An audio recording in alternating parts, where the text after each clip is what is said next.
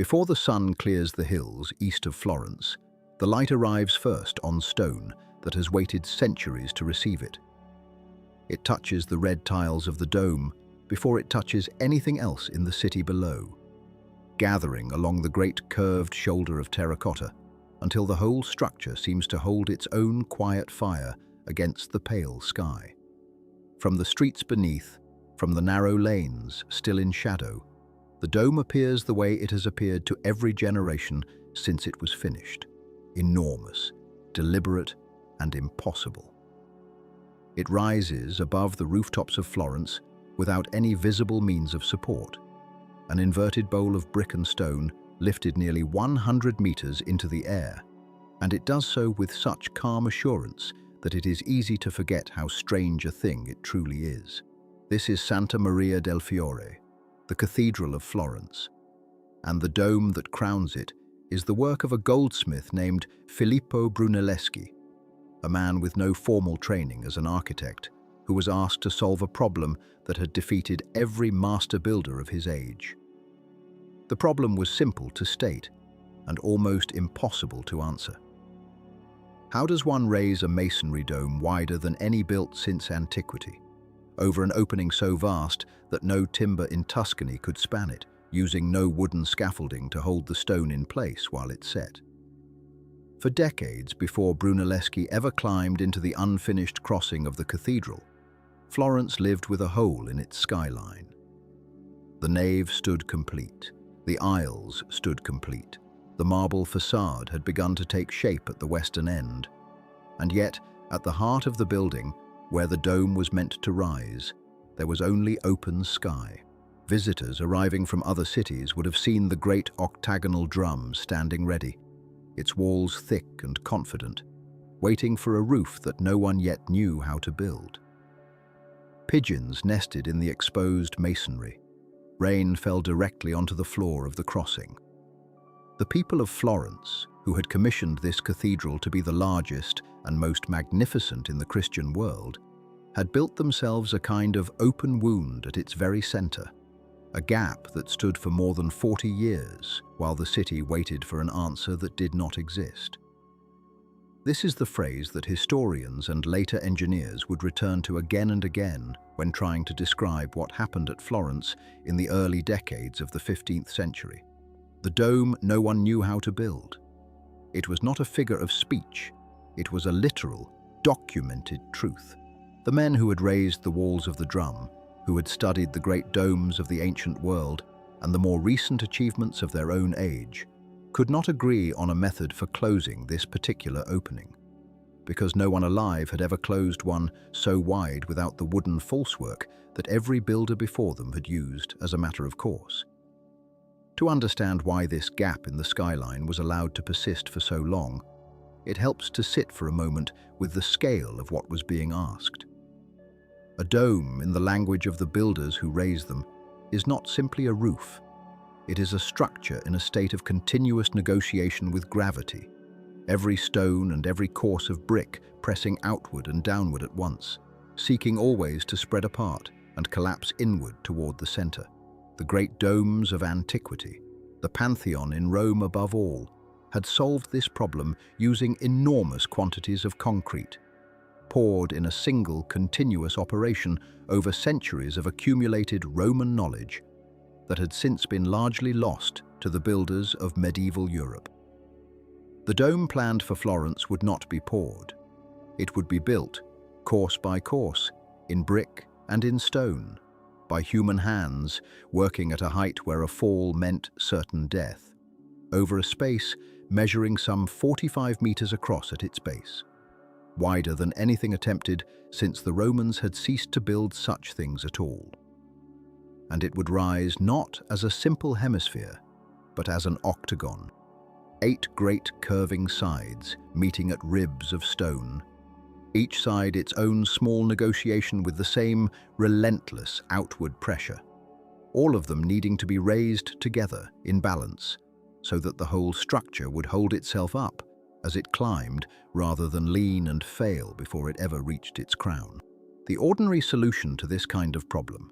The solution every mason and builder in Europe had used for 1,000 years was wood. A dome or an arch would be supported from below by an elaborate timber framework called centering, built to the exact curve of the intended structure, so that the masons could lay their stone or brick against something solid while the mortar cured and the structure found its own strength. Once the ring of stone was complete and could support itself, the wooden centering would be dismantled and carried away, its work done. This was how the great cathedrals of France had raised their vaults. This was how the bridges of Rome, and later of Florence itself, had been built across rivers too wide to span in any other way. It was patient, well understood, and utterly reliable, and it was completely unworkable here. The opening at the crossing of Santa Maria del Fiore was so wide and would need to rise so high that no timber centering could be built to support it. There was not enough wood in the forests of Tuscany, and even if there had been, no structure of that size, resting on the ground so far below, could have carried its own weight without buckling under the load it was meant to hold. The city that had commissioned the largest dome in the Christian world had, without quite realizing it, commissioned a structure that could not be built by any method known to exist. It was into this open question, this decades-long civic embarrassment, hanging visibly over the rooftops of Florence, that Filippo Brunelleschi stepped forward. He was, by training and by trade, a goldsmith, a man who had spent his early career working in precious metal, designing small and exquisite mechanisms, competing for commissions in bronze rather than in stone. He had, according to the accounts that survive, traveled to Rome in the years before the dome competition, walking among the ruins of the ancient city, measuring what remained of its vaults and domes with an attention that struck his contemporaries as strange, even obsessive, for a man with no formal architectural commission to justify it. What he studied there, and what he came to understand about the way the ancients had built without the methods available to his own century, would shape everything that followed. But that education, and the contest that would eventually place the dome in his hands, belongs to the chapters of this story still to come. For now, it is enough to hold the image of the man himself, arriving in a Florence that had grown almost accustomed to its unfinished heart, a city proud of its wealth and its ambition, embarrassed by the gap in its own skyline, uncertain whether the dome it had promised to God and to itself could ever actually be raised. The dome that stands today above Florence, the one that greets the morning light before any other structure in the city, is the answer to that uncertainty. It is a masonry dome, wider than any built since the Roman Pantheon, raised without any wooden scaffolding beneath it at any point during its construction, a fact that continues to draw engineers and historians to Florence to study exactly how it was done. Brunelleschi built it using a method largely of his own invention, a system of interlocking brick, hidden chains, and self-supporting masonry that allowed each course to hold the one below it without any temporary structure bearing the load from the ground. He built machines that had never before been seen on any construction site in Europe, to lift stone and brick to heights no crane had ever reached. He organized a workforce of hundreds of men who spent years of their lives climbing higher into the air than any of them had ever worked before,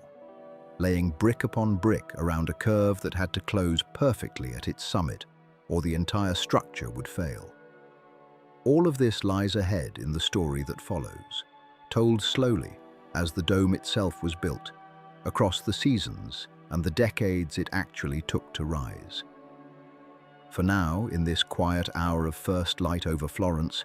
it is enough simply to look up. The dome sits above the city the way it has sat for more than 500 years,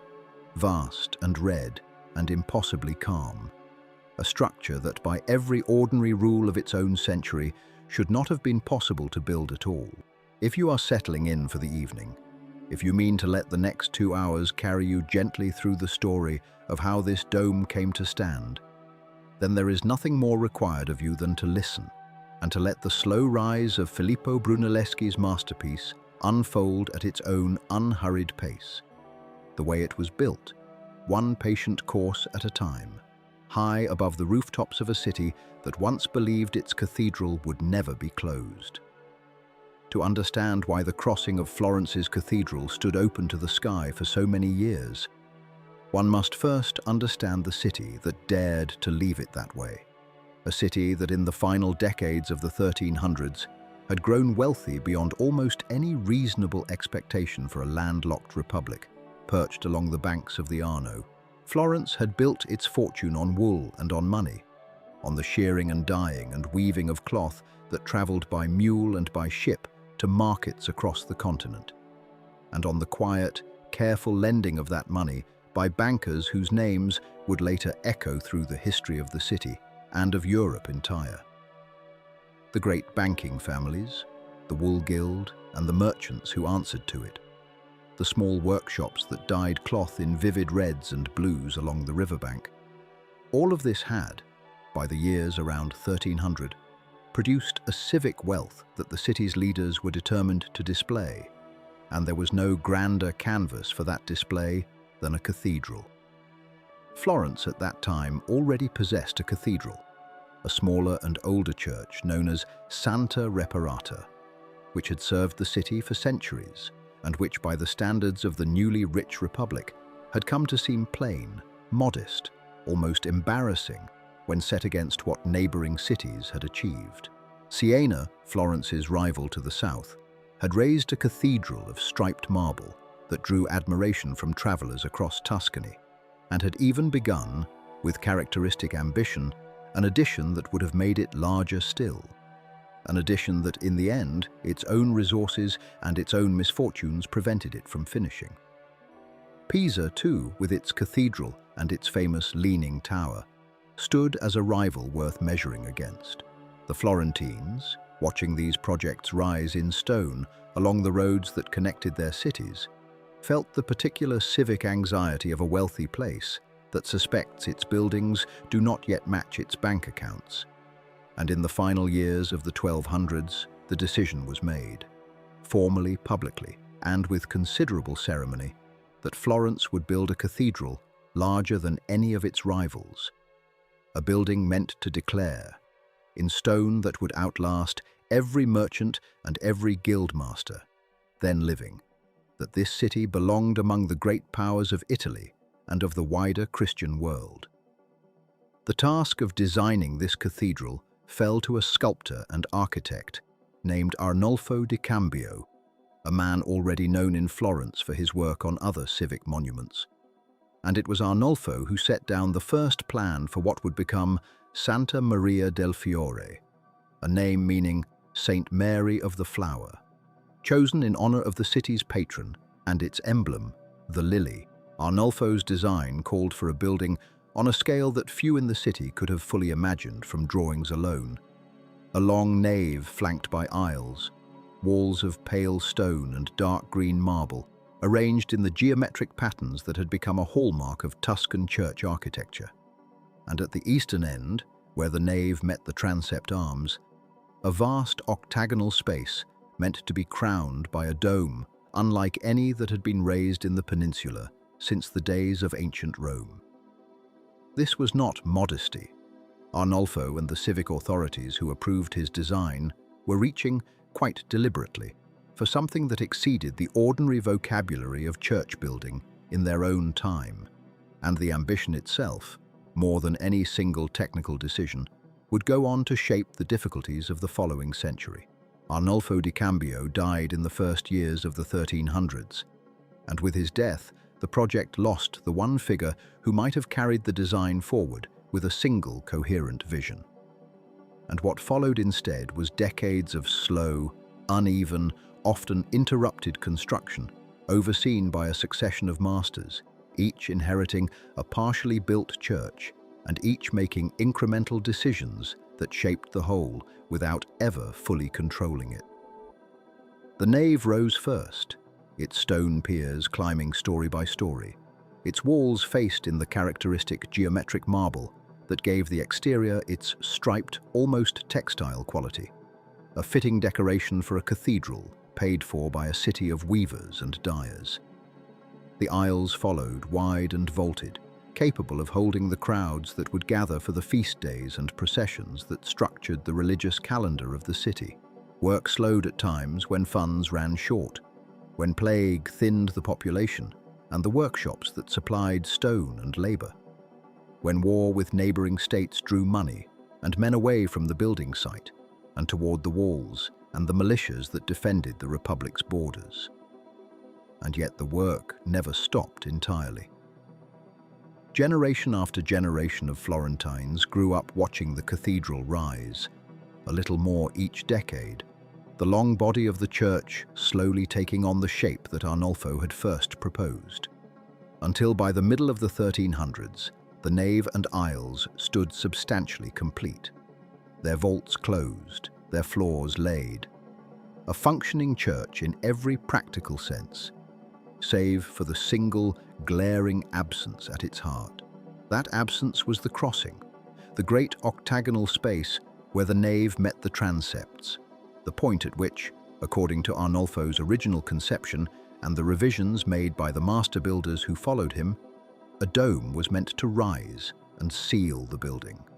gathering all the long effort of the nave and aisles beneath a single crowning form. The difficulty, which became clearer with each passing decade rather than less clear,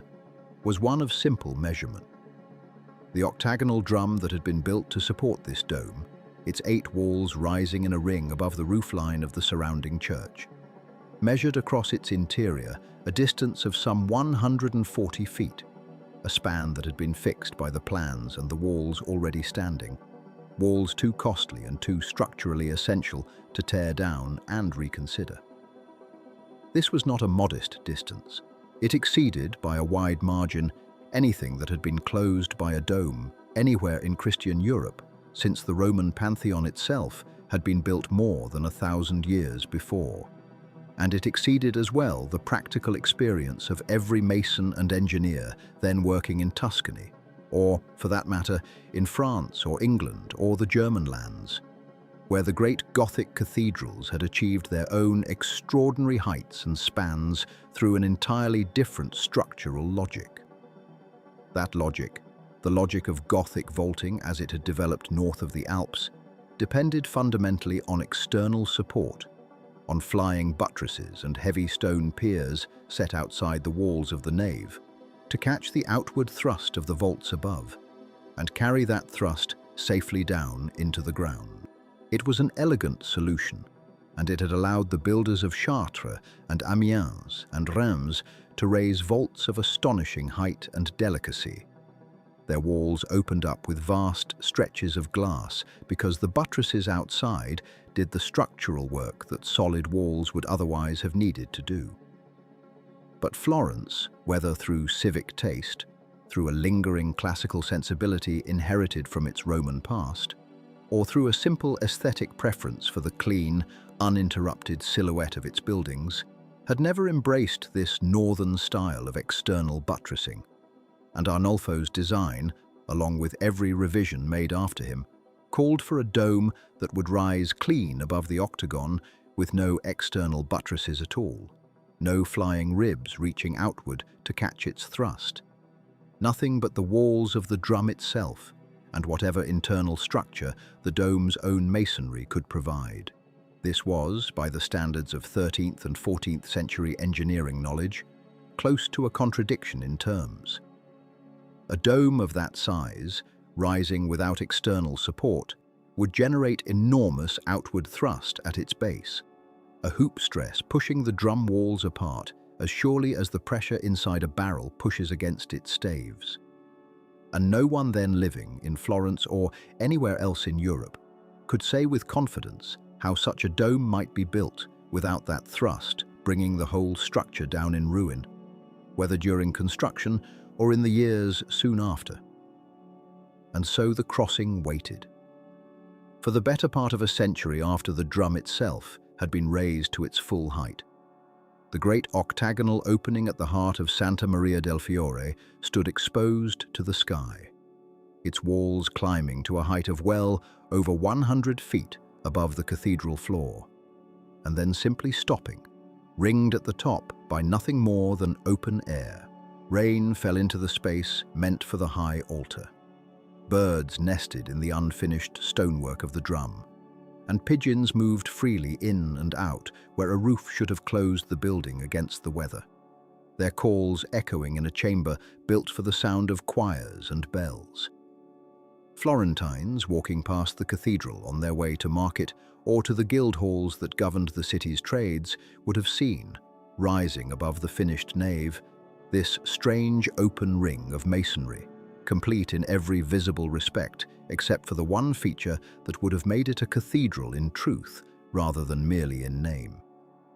It became, over the passing decades, a kind of civic embarrassment,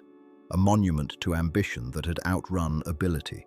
spoken of by visitors from other cities with a mixture of admiration for its scale and quiet skepticism about whether Florence would ever manage to finish what it had begun. And yet it was something else as well, something the city itself seems to have understood, even as generation after generation of masons and officials threw up their hands at the problem. It was a dare, left standing open above the rooftops, a question posed in stone to whichever builder might one day come forward with an answer that no one in Florence or anywhere else had yet been able to give. The men who governed the cathedral works were not priests or princes, but merchants, and this fact shaped nearly everything that followed. The Arte della Lana, the Guild of Wool Merchants, had held responsibility for the fabric of Santa Maria del Fiore since the final years of the 13th century, a mark of how thoroughly the city's commercial classes had woven themselves into its sense of sacred purpose. Wool had built Florence's fortunes long before it was asked to raise a dome, and the guild that oversaw the shearing, the dyeing, the weaving and the selling of that wool across half of Europe was accustomed to thinking in terms of contracts, ledgers, and the slow accumulation of returns on patient investment. It was not, by temperament, a body given to grand gestures or sudden leaps of faith. And yet, by the early years of the 15th century, the wool merchants who sat on the committee overseeing the cathedral works had come to a decision that was, in its own quiet way, as bold as anything Florence had attempted. They resolved that the dome would be solved, not deferred again, not left for another generation to inherit as an open question, but settled, with a design chosen and a builder named, and a method fixed firmly enough that the work could finally begin in earnest. The reasons for this resolve were as practical as they were prideful. Decades had passed since the drum had been completed and capped, and the great octagonal opening at its summit had sat uncovered through rain and wind and the changing of many governments within the city walls. The expense of the project to that point had already been considerable, drawn from the wool tax and from public subscription, and every year that the dome remained unbuilt was a year in which that expense yielded nothing but an unfinished silhouette against the sky. Florence in this period was a city keenly aware of its rivals, of Milan to the north, of Rome to the south, of Venice with its wealth drawn from the sea, and a cathedral that could not close itself against the weather was not the kind of monument that spoke well of a city's ambitions. There was, too, a simpler and more human motive at work. The dome had become an embarrassment that the passage of time was only making worse. Whatever the specific calculations that moved the wool merchants to act when they did, the record shows a guild that had grown tired of waiting for a solution to present itself, and had decided, instead, to summon one. Their method was to throw the problem open. In the year 1418, the operae of the cathedral works, acting on behalf of the Arte della Lana, announced a public competition, inviting any architect, engineer, or interested citizen with a workable idea to bring forward a model or a written proposal for how the dome might finally be raised. This was not a private commission extended quietly to one trusted master, but a call issued into the open air of the city, and Florence answered it with the mixture of seriousness and spectacle that seems to have marked so much of its civic life in this period. Announcements were made, and the terms were set. Prizes would be awarded for the most promising designs, and those whose proposals survived initial scrutiny would be asked to produce demonstrations, models built in wood or brick or clay that could be examined, tested, and argued over by the men charged with making the final decision. What followed was, by every surviving account, a remarkable gathering of minds and a fair number of hopeful fantasists as well. Engineers and master masons submitted models that attempted to reckon honestly with the dome's central difficulty: the impossibility of centering, the need for some means of support that did not depend on scaffolding rising unbroken from the cathedral floor to the height of the drum. Alongside them came proposals that ranged from the merely impractical to the frankly whimsical. One account, repeated often enough across the centuries to have become a fixture of the story, though it cannot be verified with certainty, describes a suggestion that the dome be built upon a great mound of earth mixed with coins, so that once the structure was complete, the mound might simply be excavated away by the poor of the city, who would be permitted to keep whatever money they found buried within it as payment for the labor of digging. Whether or not this particular proposal was ever seriously entertained, it captures something true about the spirit of the competition.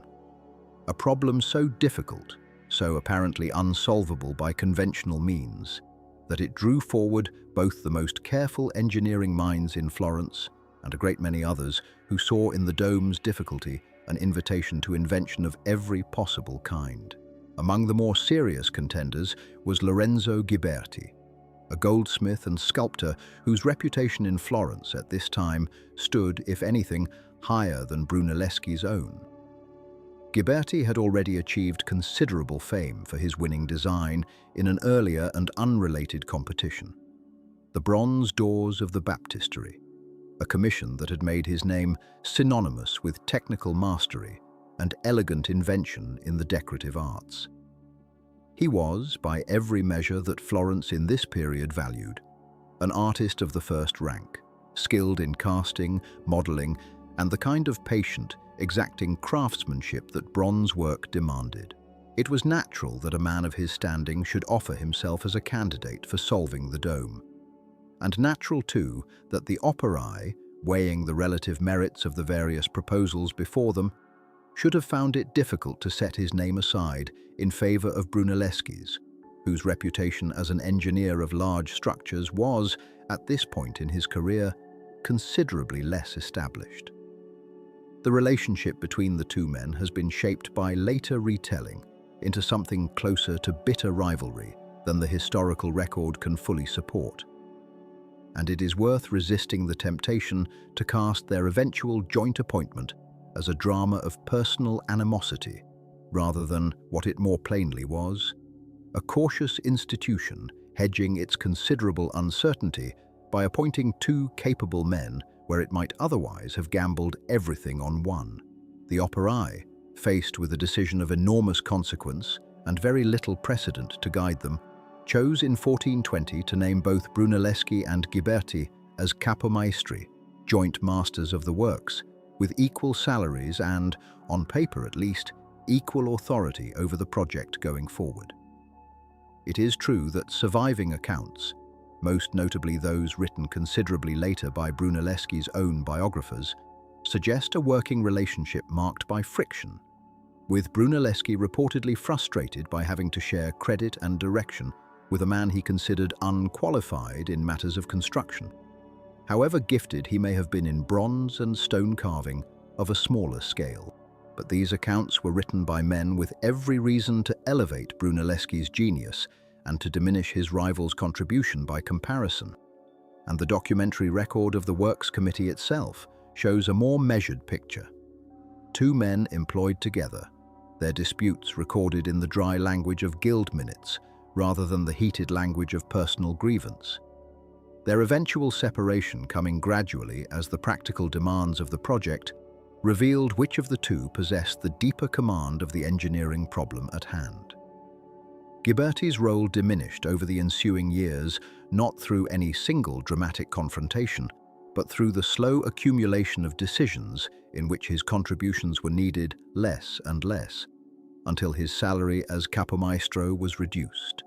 and eventually his formal association with the dome's construction quietly ended. Florence, whatever the private feelings involved, seems to have arrived at its final answer, the same way it arrived at nearly every major decision touching the cathedral. Gradually, through committee, through the passage of years, rather than through any single moment of clean resolution. That caution ran through every stage of the process. The operae did not simply accept Brunelleschi's model when it was first submitted and declare the matter settled. They demanded demonstrations. They asked for smaller structures to be built as proof of concept, brick vaults raised on a modest scale, so that the committee members, none of whom were themselves master builders, could see with their own eyes that the methods proposed might actually hold. Accounts from the period describe a demonstration involving a small experimental dome or vault constructed specifically to satisfy the operae that Brunelleschi's herringbone brick pattern and his proposed system of self-supporting construction were sound in principle before any commitment was made to apply them to a structure of cathedral scale. Brunelleschi, for his part, guarded the details of his method with what later writers described as considerable secrecy, reluctant to explain the full mechanics of his design, even to the men who would ultimately decide whether to fund it.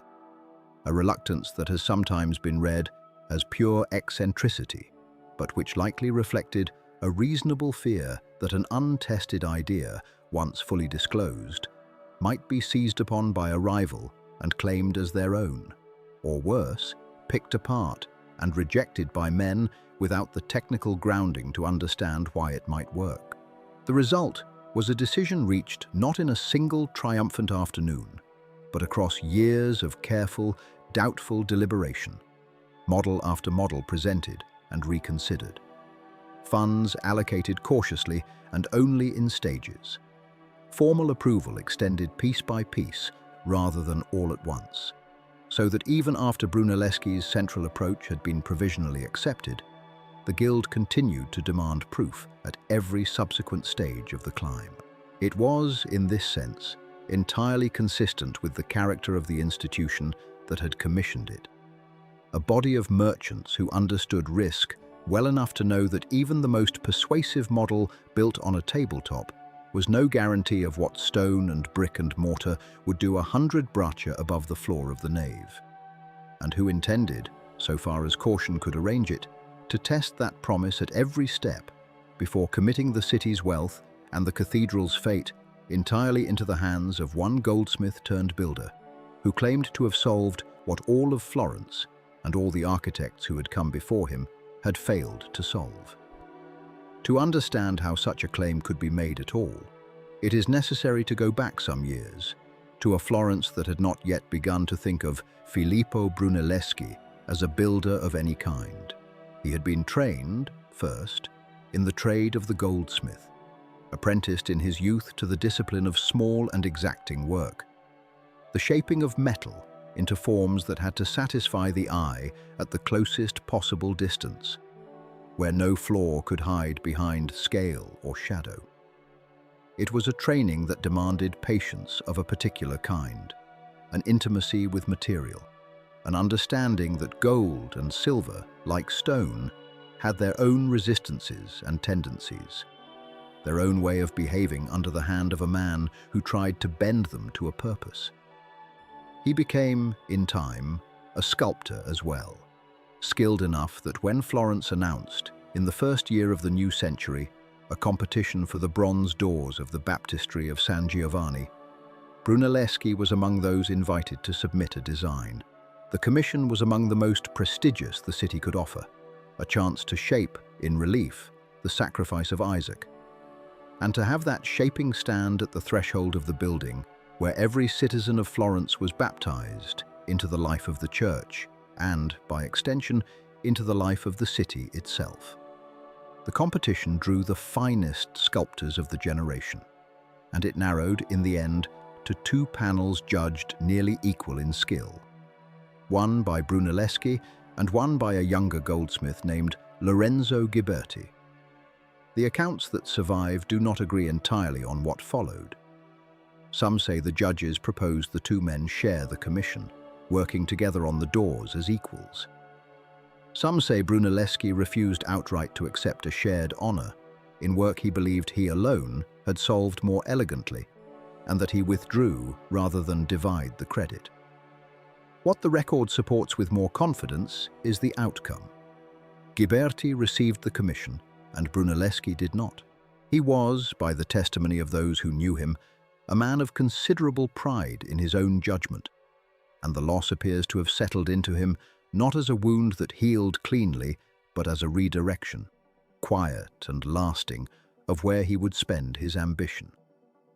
He did not disappear from sculpture entirely in the years that followed, but the record shows him turning his attention elsewhere, and turning it, most notably, toward Rome. It is in Rome that the story of the dome truly begins to take its shape, though nothing built there had yet given any sign of it. Brunelleschi travelled south, according to the accounts of Antonio Manetti and later Giorgio Vasari, in the company of another young Florentine, the sculptor Donatello, and the two of them are said to have spent long seasons among the ruins of the ancient city, doing something that struck their contemporaries as strange, perhaps even a little disreputable. They measured, they dug, they climbed over broken masonry with cords and rods, recording the dimensions of walls and vaults and arches that had stood, in some cases, for well over 1,000 years. Buildings that no architect then living in Florence had studied with any rigor. Buildings whose methods of construction had been half forgotten, even by the descendants of the people who had raised them. The Florentines who observed this behavior from a distance, so the later stories go, sometimes mistook the two young men for treasure hunters, searching the ruins for buried coin, because no other explanation seemed to account for men of their trade, spending such patient hours over stones that held no obvious value to anyone but a mason already commissioned to build something new. But Brunelleschi was searching for a different kind of treasure, one that could not be carried away in a purse, a working knowledge of how the ancients had made stone and brick hold shape and bear weight across spans that Florence, in its own age, no longer knew how to achieve. Among the ruins he studied, none absorbed him so thoroughly as the Pantheon, the great domed temple built under the Emperor Hadrian, whose coffered ceiling of concrete had stood open at its center for more than 1,000 years without falling. A single unbroken span wider than anything that medieval Europe had dared to attempt since. Brunelleschi measured its oculus, its rise, its thickness, the way its weight seemed to gather and settle rather than to spread and collapse. And he carried away from that measuring an understanding that few men of his century possessed. That a dome was not simply a larger version of an arch, but a structure with its own particular logic, a shape that could, under the right conditions, support itself as it rose, ring by ring, without the wooden falsework beneath it that ordinary vaulting required. He studied, too, the smaller domes and vaulted chambers scattered through the city, the brickwork of Roman bath complexes, and the buried substructures of old imperial halls, noting how courses of brick had sometimes been laid not flat and level, as any Florentine mason would have laid them, but set on edge, tilted, arranged in patterns that seemed at first glance decorative and revealed themselves, on closer study, to be structural. This was the herringbone pattern that would later become one of the most quietly celebrated details of his own work. Brick laid in a diagonal, interlocking rhythm, so that each course locked against its neighbors and against the vertical ribs of the structure around it, distributing weight sideways as well as downward, allowing a course of brick to hold itself in place, at least for a time, before the mortar had fully set. before the ring below it had taken its final, permanent grip. It was not merely the visual record of these ruins that Brunelleschi absorbed in Rome, but something closer to a working theory of behavior, a sense of how mass moved and settled and pressed against itself when raised in a curve rather than a straight wall. He came to understand, through study and likely through small experiments of his own that the record does not preserve, that a dome under construction is not a static object waiting to be finished, but a structure constantly testing its own balance. Each new ring of brick or stone adding weight that must be carried not straight down to the ground below, but outward and around.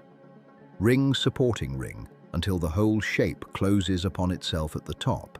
and becomes, at last, stable. He came to understand that such a structure, built correctly, could in principle rise without the immense cradle of timber that Florence's own carpenters insisted would be necessary, because the geometry of the dome itself, if shaped with sufficient care, could serve as its own falsework, each completed ring bracing the ring above it as it was laid. This was, in the years around the turn of the 15th century, not knowledge that existed anywhere in Florence. It existed, if it existed at all outside of Brunelleschi's own notebooks and memory, only in the silent testimony of buildings 1,000 years old, and in the mind of a goldsmith who had gone to study them because a competition for bronze doors had not gone his way.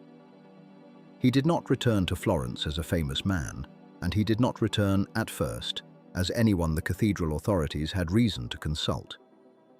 The record of his early years back in the city is thin, pieced together from scattered commissions, clockwork and mechanical devices he's said to have designed.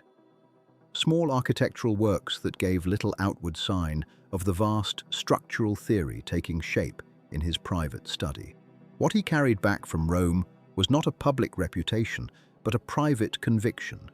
unproven and largely untested, that the dome Florence had spent decades believing impossible was in fact buildable,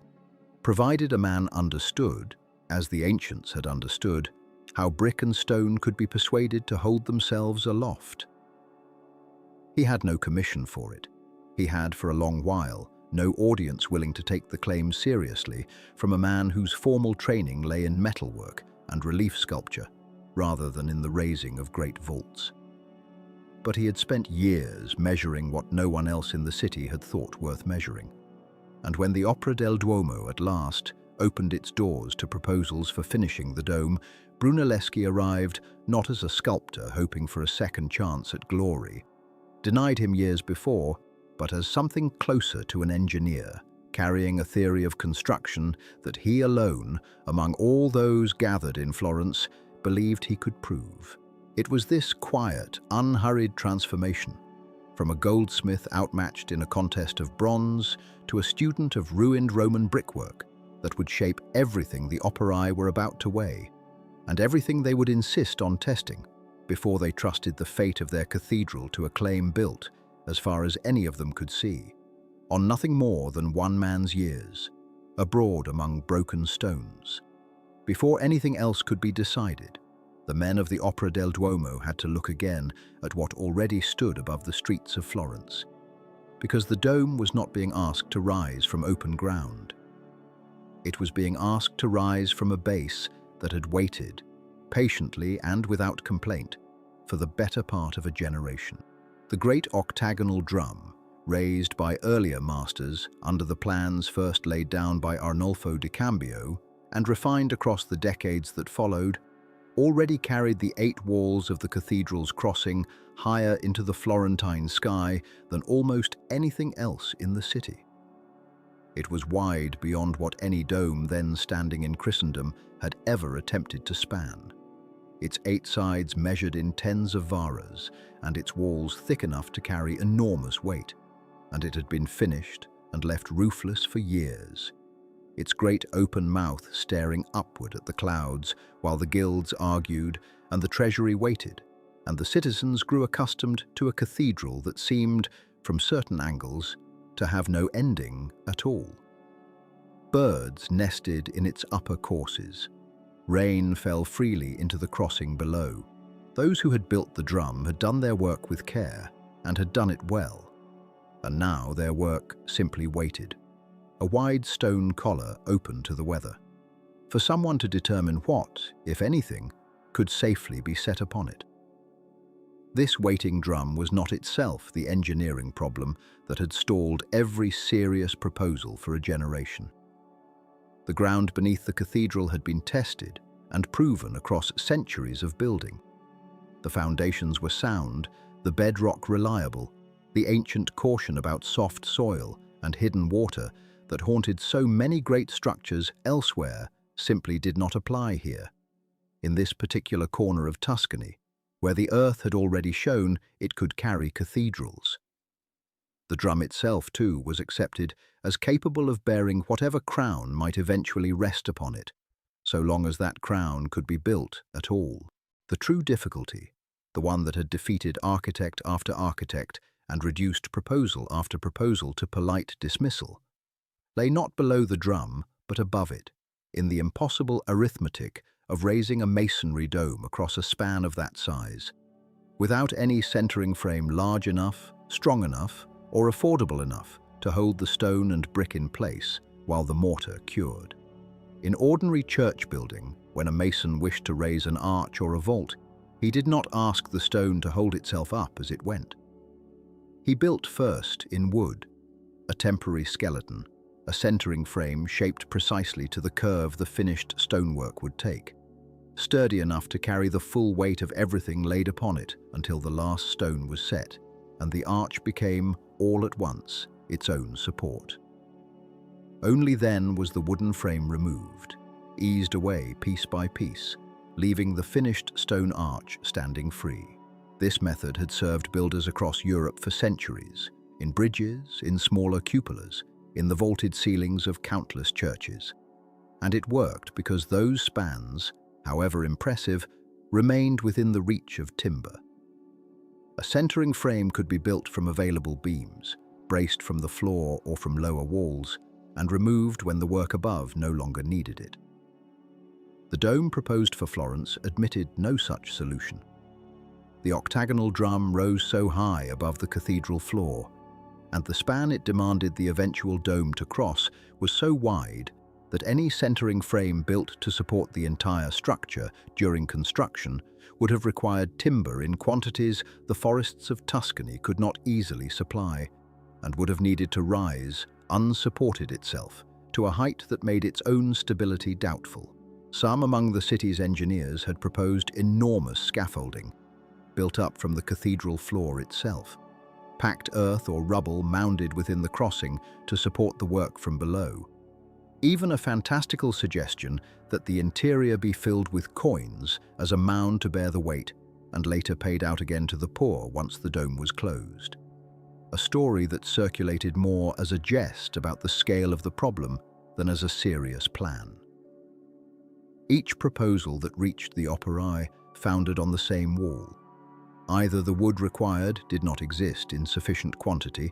or the expense of gathering and shaping it would have swallowed the treasury before a single course of brick was laid, or the frame itself, at such a height, threatened to collapse under nothing more than its own ambition.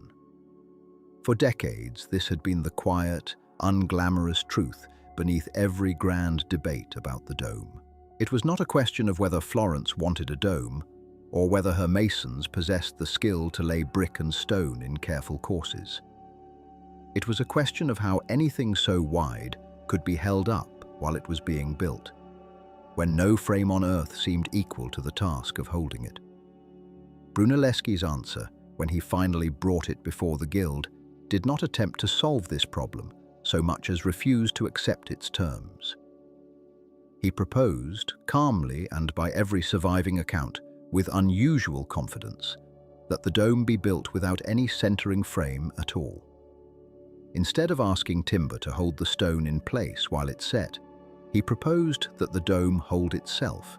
at every stage of its own rising, through the geometry of its construction rather than through any external support beneath it. This was the theory that had taken shape across his years of study among the ruins of Rome,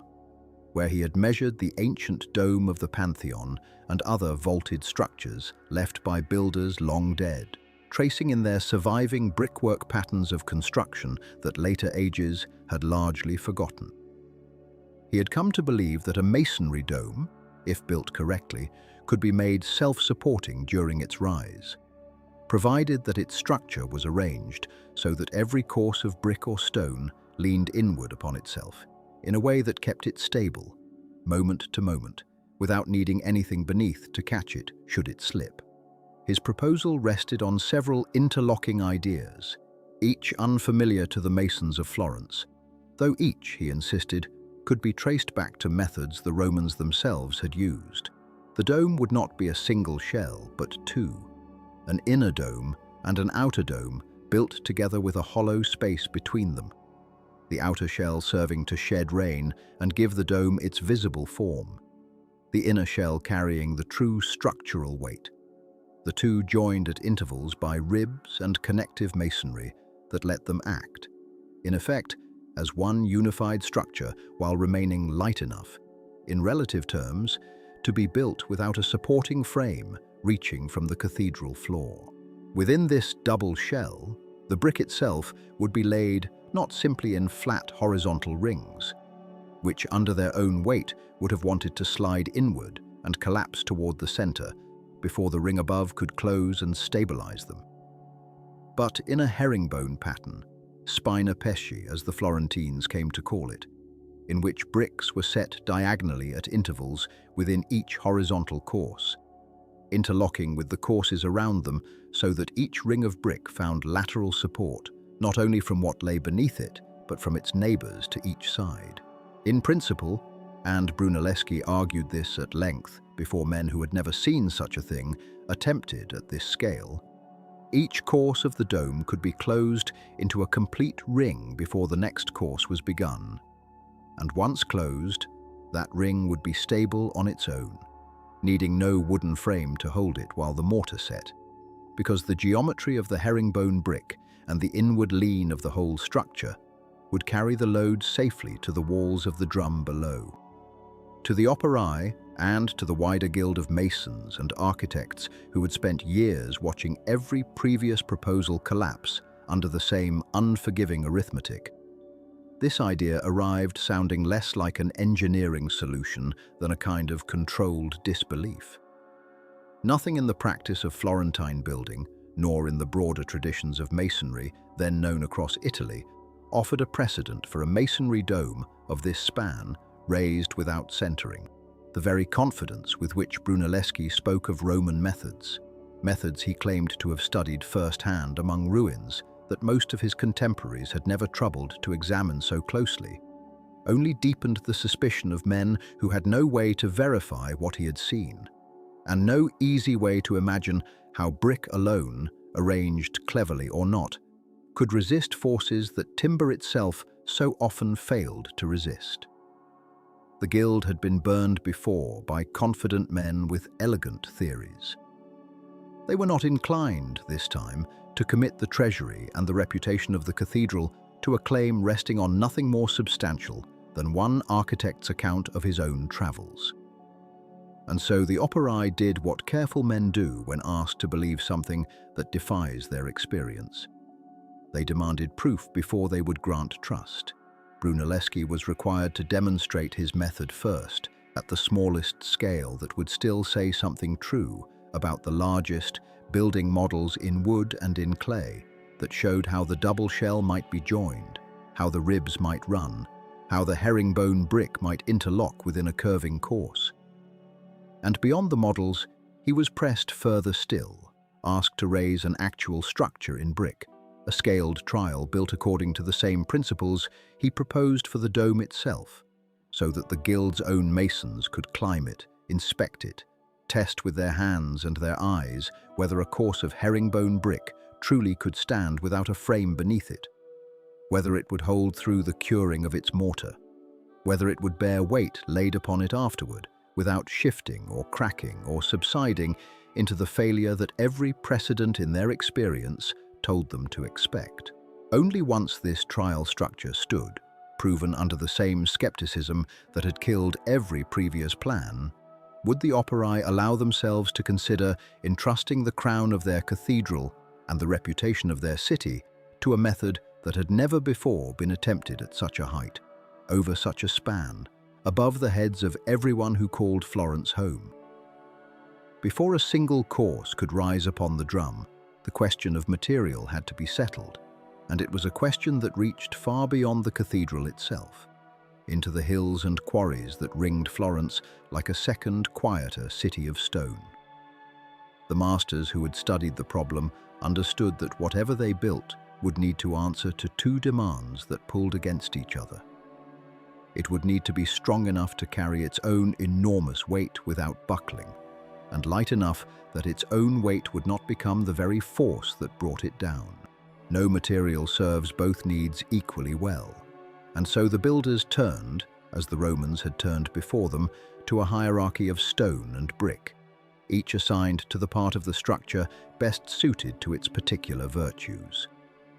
For the ribs, both those that curved upward along the 8 edges of the dome and those that ran in horizontal bands, binding the shells together, the choice fell upon a local sandstone known in the Florentine countryside as pietraforte, a stone quarried from the low hills south of the city, in the districts of Boboli and beyond,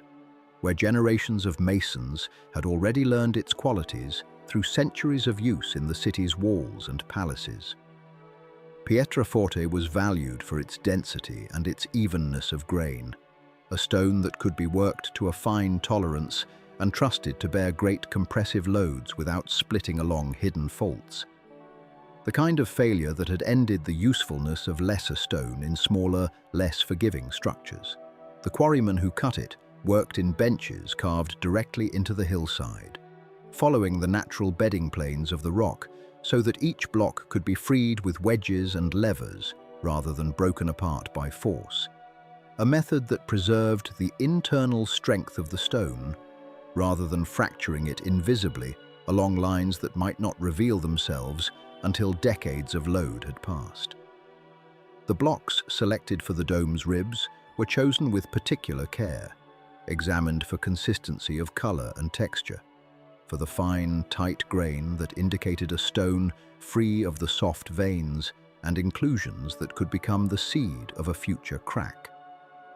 Every rib depended on dozens of these blocks, set end to end and course upon course, and a single flawed stone, hidden within the mass of the wall, could in theory become the point at which the entire vertical line of the rib began, imperceptibly at first, to fail. Yet stone alone, however carefully chosen, could not have built the dome as it eventually rose.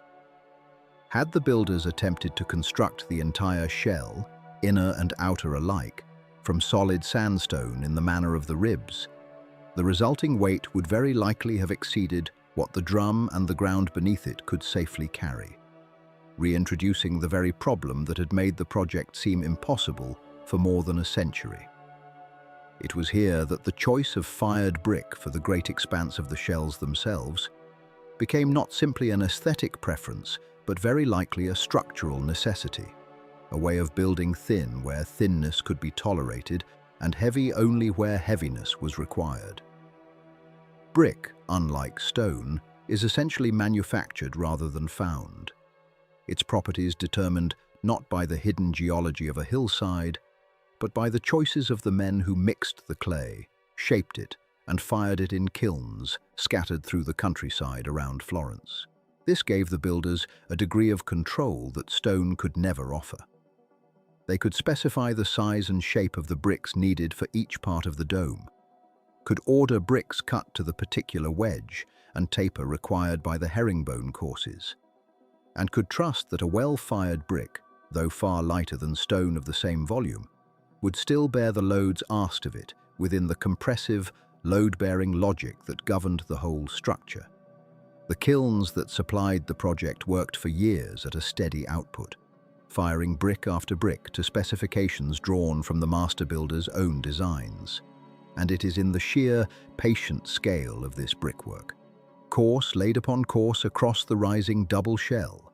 That much of the dome's eventual lightness relative to its size can be found. But weight was only one half of the danger that the ribs, the brick, and the stone together were meant to resist. A dome of this shape, rising steeply rather than spreading into the broad, low profile of a Roman cupola, generates not only downward compression, but outward thrust, a force that pushes at the base of the structure, as though trying to spread it apart, the way the staves of a barrel might be forced outward by pressure from within. Left unchecked, this outward thrust could crack the drum, force the ribs apart at their base, and undo in a matter of years what had taken decades to raise. The precedent for containing such thrust already existed in smaller domes and in the great vaults of Gothic cathedrals to the north, where masons had long used buttresses and flying arches to carry the outward push safely down into the ground. Florence's design offered no room for such buttresses. The drum stood clear and unsupported, ringed by nothing but air and the rooftops of the city below. And so the builders turned to a solution borrowed, like so much else in the project, from careful study of ancient practice and adapted to a scale that practice had never quite anticipated. Great chains formed from massive blocks of sandstone bound together and reinforced with iron were laid horizontally within the thickness of the dome itself, encircling it at several distinct levels, like the iron hoops that bind the staves of a barrel and keep it from bursting under pressure. These stone chains, some strengthened further with iron links forged and set into channels cut for that purpose within the sandstone blocks, were intended to act in tension, resisting the outward pull that the dome's own weight and shape would exert upon itself as it rose and as it settled over the years that followed its completion. The largest of these encircling rings was set near the base of the dome, where the outward thrust was expected to be greatest, with additional chains placed at higher levels to continue the restraint as the shells narrowed toward the lantern above. The iron used in these reinforcements was forged in local workshops, shaped into bars and links of considerable size, and set with the same exacting care given to the stone itself. Since a weak link buried within the mass of a chain that could never afterward be inspected or repaired would defeat the very purpose for which it had been placed there. Binding all of this together, course by course, block by block, brick by brick, was the mortar. And here too the builders exercised a discipline that reflected their awareness of how much depended on a material that most observers would never think to notice. The mortar mixed for the dome's construction combined lime, sand, and in some accounts additional materials intended to alter its setting time and its ultimate strength.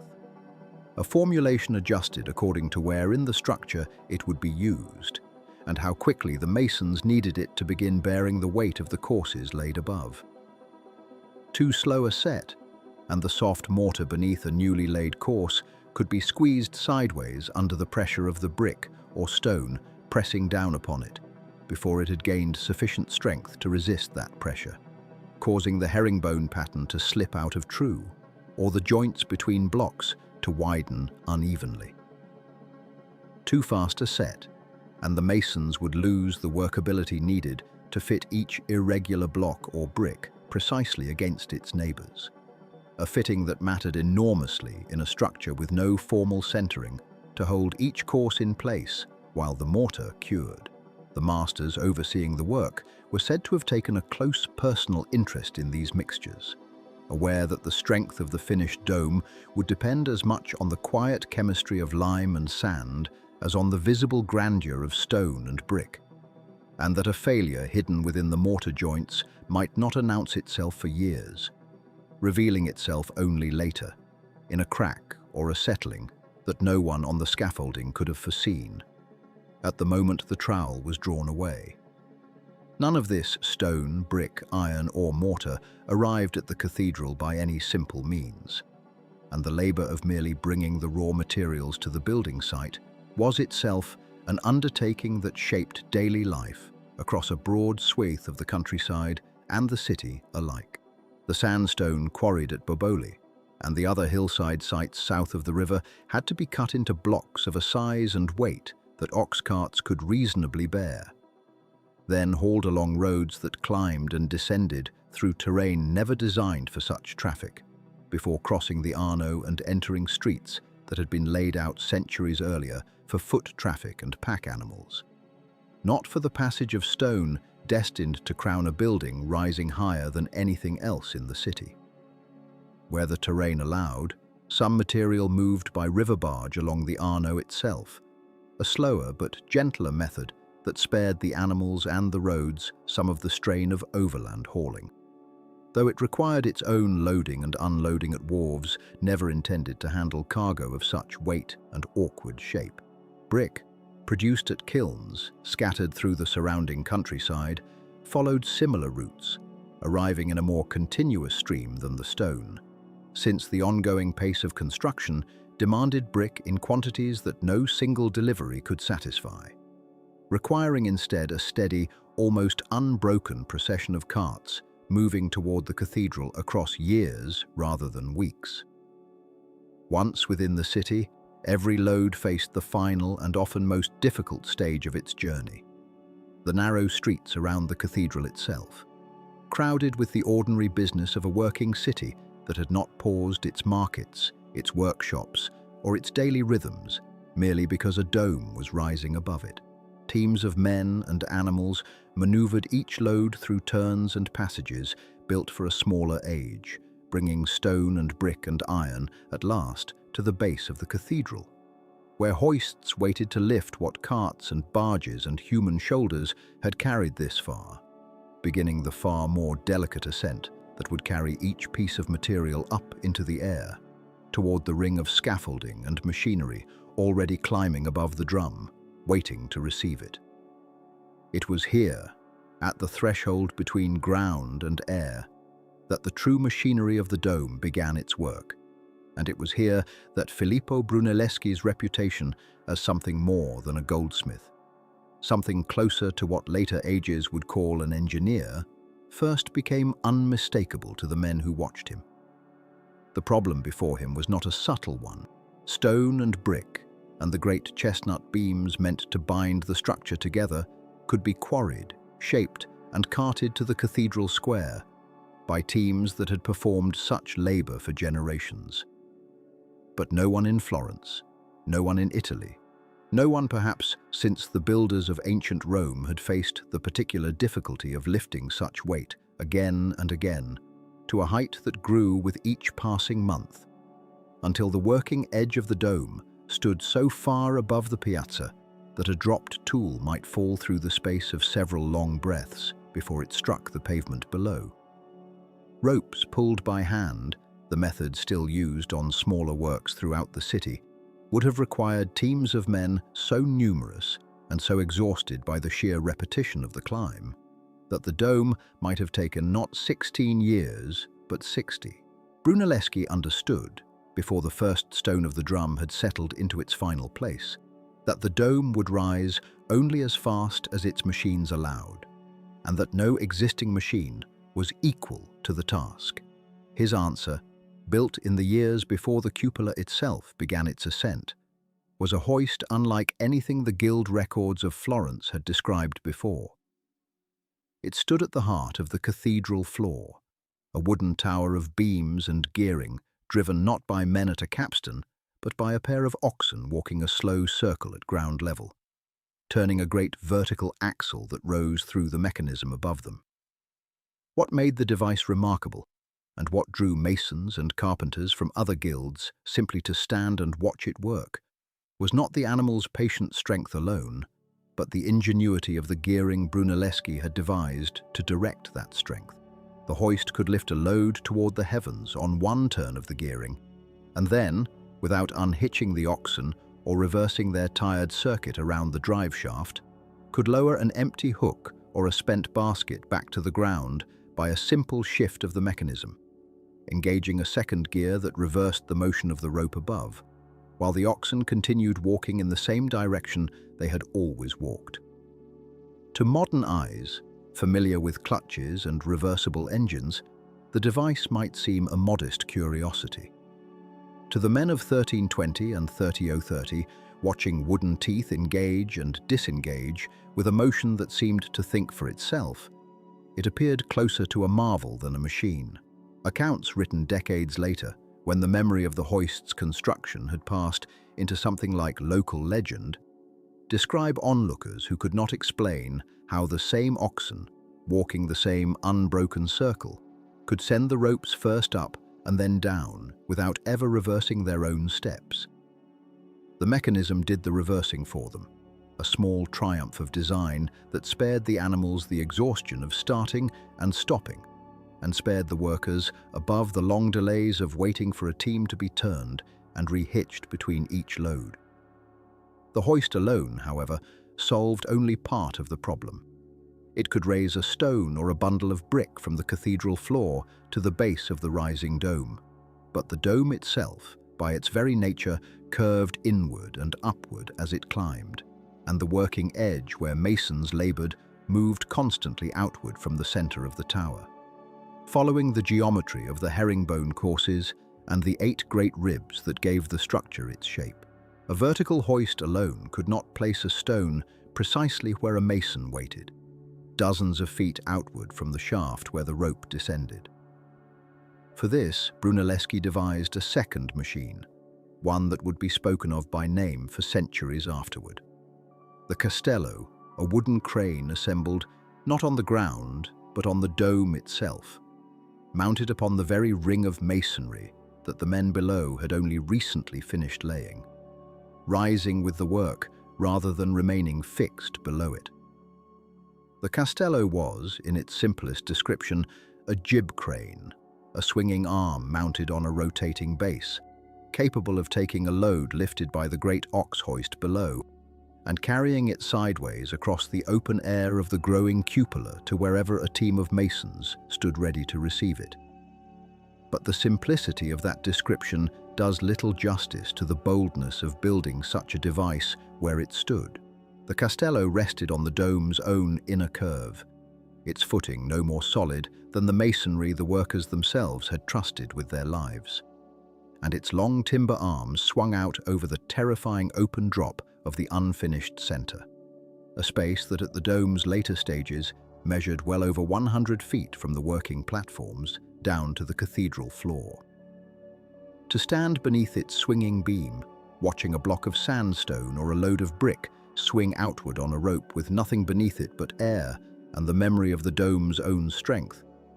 must have tested the composure of even the most seasoned mason, and yet the records suggest remarkably few recorded accidents involving the machine itself, a testament less to luck than to the same patient calculation that had gone into every other part of Brunelleschi's design. The castello could be rotated to reach nearly any point along the working edge, sparing the crews the impossible task of hauling each stone by hand along narrow scaffolding at a height where a single misstep meant a fall with no possibility of recovery. What astonished the guild consuls and the wool merchants who financed the work, and what continued to astonish visitors and chroniclers for generations afterward, was not simply that such machines existed, but that a man trained as a goldsmith, a craftsman of small and precise things, had conceived them without precedent to draw upon. Filippo had traveled to Rome in his younger years, it is recorded, walking among the ruins of the ancient city with his friend Donatello, studying the ruined vaults and arches that the Romans had left behind, measuring what could still be measured, sketching what could still be seen. Whatever knowledge of ancient hoists and cranes survived in fragments of old texts or in the ruins themselves, he seems to have absorbed and reshaped into something suited to Florence, to its cathedral, to the particular weight and shape of the dome he alone had proposed to build. The guild consuls who had once doubted his plan for the dome's masonry found themselves doubting and then marveling at his plans for the machines that would raise it, and the surviving letters and council records of the period show a slow, grudging shift from suspicion to something closer to awe. as each device performed precisely as its inventor had promised. The fame of these machines did not end with the completion of the dome, nor even within the same century that built it. Nearly 100 years after the cupola was finished, sealed and consecrated, a young Florentine named Leonardo da Vinci is known to have studied the surviving accounts and mechanisms of Brunelleschi's hoists, filling pages of his notebooks with sketches of gearing not unlike that which had once turned above the oxen's slow circuit on the cathedral floor. Leonardo never saw the original machines in operation, since they had by then been dismantled or altered for other uses. But the reputation of their design had outlived their physical presence, passed down through the memory of the guild, and the surviving drawings and descriptions circulated among craftsmen who took a professional pride in understanding how the impossible dome had truly been raised. That a mind as restless and inventive as Leonardo's would return, generations later, to puzzle over gears first turned in the 1230s for the hoisting of Florentine sandstone, says something quiet but unmistakable about the ingenuity those machines represented in their own time. It would be a mistake, and one the historical record does not support, to treat the dome's masonry as the achievement and its machinery as a mere convenience built to support that achievement. The two were inseparable, bound together as surely as the herringbone brick and the sandstone ribs were bound into the structure itself. Without a reliable means of lifting enormous weight, again and again, day after day, to a height that grew ever more extreme with each passing season, the geometry Brunelleschi had devised for the dome's construction would have remained an elegant drawing and nothing more. The great gearing that reversed itself without unhitching the oxen, and the swinging timber arm of the castello mounted high above the piazza on the dome's own curving shoulder, were not incidental tools borrowed from other trades and adapted for a larger task. They were invented, from first principle to final joint, for this project alone, solving a practical problem that no cathedral before Florence's had ever needed to solve at such a scale. In the calm judgment of engineers who have studied the surviving records in the centuries since, the machines deserve to be remembered alongside the dome's masonry, not beneath it, for it was the meeting of the two, the stone and the gearing, the brick and the reversible hoist, that carried Florence's dream of a roof for its cathedral. Slowly, patiently, one turn of the oxen's circle at a time, into the sky. By the year 1420, the machines stood ready. The timber and stone had been gathered in their patient mountains at the edge of the cathedral yard, and the work of raising the dome itself could finally begin. It began not with a flourish, for there was no flourish suited to a task of this scale, but with the laying of the first course of the drum's upper masonry,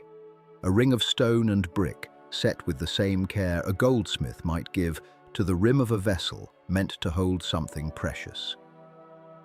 Brunelleschi had designed the dome as two shells, one nested within the other, a form that had been discussed in the abstract by earlier generations of Florentine builders, but never carried into stone.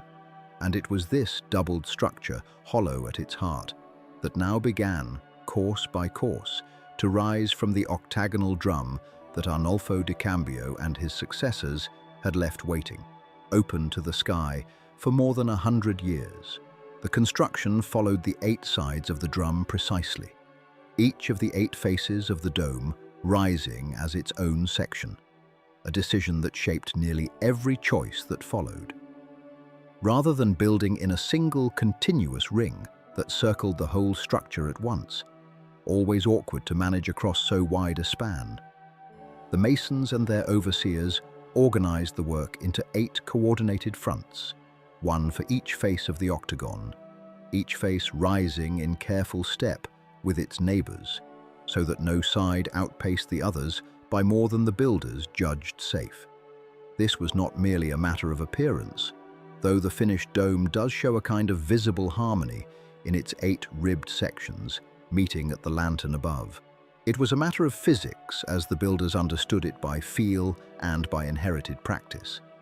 Since an uneven dome, with one face climbing far ahead of its neighbors,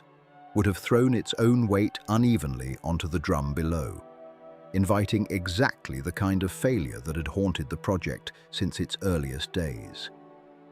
And so the 8 faces rose together, ring locking into ring, each course of brick and stone, a fraction narrower than the one beneath it. Each course leaning inward by a degree so small it could not be seen by eye in any single layer, but which, repeated thousands of times over the coming years, would carry the dome inward and upward until its 8 faces met at last in a small stone eye open to the sky. The material itself changed as the dome rose, though not by accident. In its lower courses, nearest the drum, the dome relied heavily on stone, quarried in the same hills that had supplied the cathedral's earlier work, chosen for the sheer compressive strength required to bear the weight of everything that would eventually rest above it. But as the courses climbed higher, stone gave way increasingly to brick, fired in the kilns that ringed the city and carried to the site in the same slow processions of ox carts that had brought every other material to the yard. Brick was lighter than stone, easier to shape to the tightening curve of the dome's upper reaches, and, crucially, easier to lay in the herringbone pattern that Brunelleschi had studied so carefully in the ruins of Rome.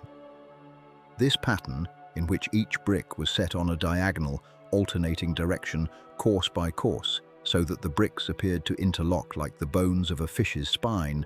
was not decorative. It served a purely structural purpose, allowing each ring of brick to support itself and its neighbors, even before the mortar between them had fully set, distributing the load sideways as well as downward, and giving each course a kind of self-bracing strength that let the builders continue upward without waiting, ring after ring, for the slow chemistry of curing lime. Later engineers, examining the herringbone courses that remain visible today between the ribs of the dome, have described the pattern as one of the quiet triumphs of the entire structure, a solution so effective that the dome could, in principle, have supported itself in sections, even if a wooden centering frame beneath it had failed entirely, though no one at the time was eager to test that theory in practice. The pace of the work was governed as much by the seasons as by the ambitions of the men directing it. Through the warmer months, from spring into early autumn, the yard came alive each morning before full daylight,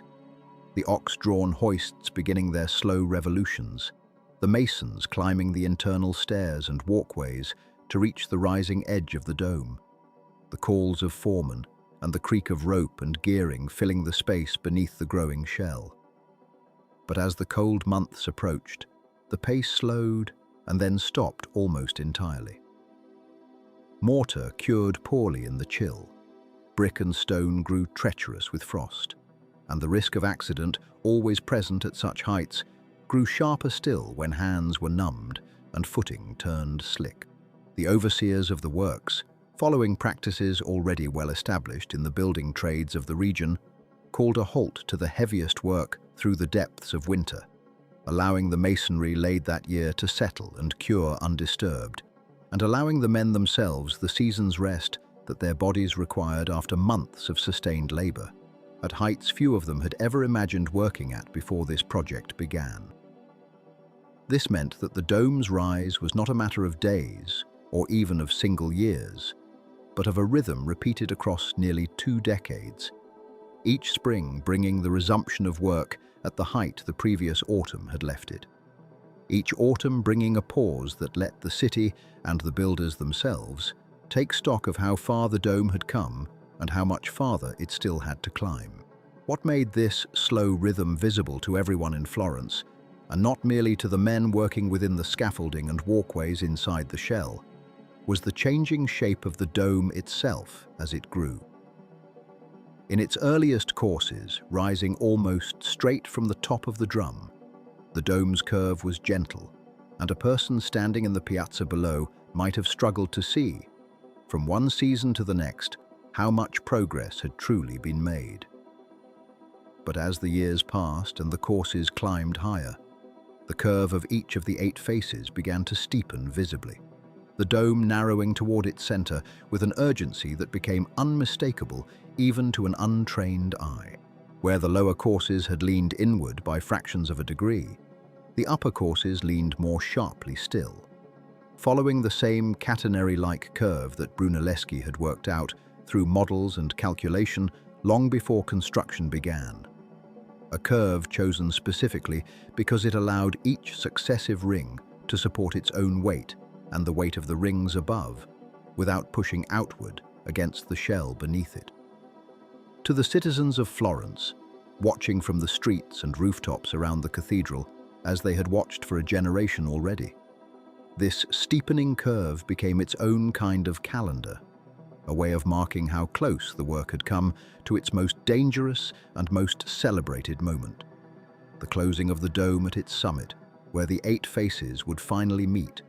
and where, for the first time, the great open wound at the heart of the cathedral would be sealed. Inside the shell itself, invisible from the piazza below, the geometry of the design revealed its full ingenuity. The inner and outer shells of the dome were not simply 2 separate domes stacked one within the other, but were joined by a system of stone ribs, 7 visible on each of the dome's 8 faces, along with the 8 larger corner ribs that carried the greatest share of the load, all of them running from the base of the dome to its summit, like the ribs of some enormous inverted ship's hull. Between these ribs and between the inner and outer shells themselves ran a network of hollow chambers and narrow stone stairways, dimly lit by small windows cut into the outer shell, allowing masons and later generations of workers to climb within the very body of the dome to inspect it, repair it, and eventually to reach the lantern at its crown. This hollow construction served 2 purposes at once, purposes that Brunelleschi seems to have understood clearly from the earliest stages of his design. It reduced the overall weight of the dome dramatically compared to what a solid masonry dome of the same dimensions would have weighed, easing the burden on the drum and the walls below. And it created, within that reduced weight, a working space that would allow the dome to be inspected and maintained for centuries after its builders were gone. A foresight that later generations of engineers, climbing those same narrow stairways in the 18th and 19th centuries to study cracks and settlement, would have particular cause to appreciate. It was this slow, visible, season-by-season climb, more than any single dramatic event, that gradually turned the mood of the city from doubt to something closer to cautious wonder. There was no moment in which all of Florence suddenly believed the dome would stand. Belief arrived instead the way the dome itself arrived, in increments, in rings of brick that did not fall, in seasons that passed without collapse, in a curve that grew steeper year after year without giving way beneath its own weight. The chroniclers of the period, when they mention the dome's progress at all, tend to record it in exactly this understated way, noting simply that the work continued, that another course had been completed, that the dome had risen further than it had stood the year before. It is only in hindsight, reading these scattered notices together across the better part of 2 decades, that the full shape of the city's slow persuasion becomes visible. A doubt that did not break in a single afternoon, but wore away gradually, ring by ring, the same way the dome itself rose, until the citizens of Florence found themselves standing beneath a shell so narrow at its summit and so audacious in its climb that disbelief had quietly given way, without anyone quite marking the day it happened, to something the city had not felt about its cathedral in more than 100 years. The growing, cautious certainty that this roof, unlike so many plans before it, was actually going to be finished. It was easy, from the piazza below, to speak of the dome as though it rose by will alone, as though Brunelleschi's calculations and the Pope's blessing and the Wool Guild's patient funding were sufficient in themselves to lift 8 sides of brick and stone into the Florentine sky. But the dome did not rise by will. It rose by the daily labor of men whose names, for the most part, survive only as entries in a ledger, rows of payments recorded in the accounts of the cathedral works. Each line a wage owed for a day's climbing and lifting and setting of stone, each name a mason or a bricklayer or a common laborer who woke before dawn in the narrow streets below and walked to the cathedral yard while the city still slept. The workforce was large, though its exact size shifted with the seasons and the demands of the work. In the years of heaviest construction, several hundred men were employed at once upon the dome and its supporting scaffolds, divided into crews with distinct trades and distinct pay. The stonemasons who shaped and set the great ribs of white stone that curved upward at the 8 corners of the dome were among the highest paid, their skill essential to a structure that depended on precision at every joint. The bricklayers who filled the vast fields between the ribs, laying brick in the herringbone pattern that Brunelleschi had devised to let each course support itself without falling inward before the mortar set, worked at a slightly lower wage, but under conditions no less demanding, for their labor required a steady hand at a height that grew, month by month, more frightening to contemplate. Beneath them both stood the laborers, the men who hauled stone and brick and lime and sand up through the body of the rising dome, who mixed mortar in vast troughs, who worked the machines that lifted material into the air, and whose wages were smallest of all, though their exertion was often greatest. The guild ledgers that recorded these payments have survived in fragments, enough to give historians a clear sense of the pay scale,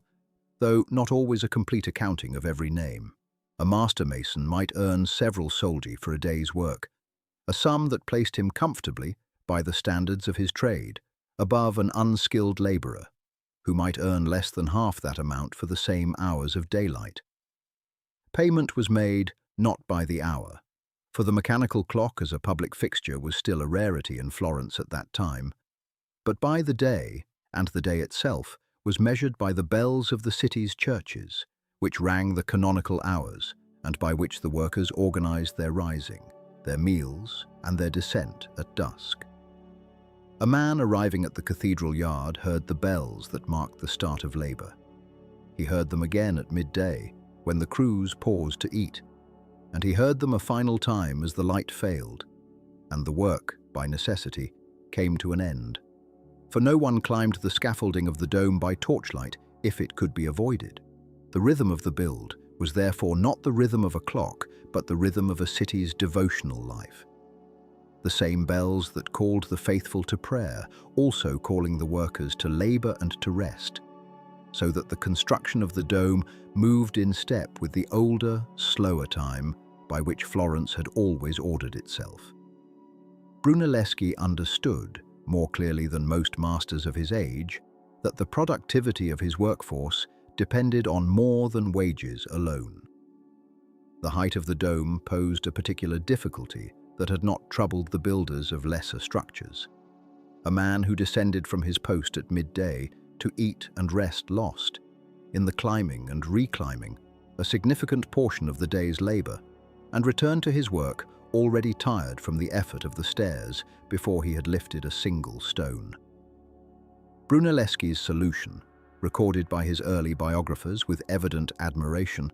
was to bring the meal to the men rather than send the men to the meal. Wine, watered to a modest strength so that it would not slow the afternoon's work, and food, plain but sufficient, bread and meat and the produce of the season, were carried up to the workers at their stations, so that a mason setting stone upon the drum or a bricklayer, laying courses along the curving shell, might eat his midday meal without once descending the long stair that spiraled down through the dome's inner wall. This provision, small as it may sound against the scale of the project, was remembered by those who wrote of the works decades later as a mark of unusual foresight, evidence that the architect had thought not only of stone and geometry, but of the ordinary needs of the men whose labor made his geometry real. It also, not incidentally, kept the crews at height for longer stretches of productive time, a fact that would not have been lost on a wool guild watching its expenditures with the same close attention it gave to its ledgers of cloth. The dangers of the work were, of course, considerable, and the cathedral works took what measures the age allowed to guard against them. Platforms were built out from the inner and outer faces of the rising dome, broad enough for men to stand and work upon with some measure of security, and nets, woven of rope and hung beneath the areas of greatest exposure,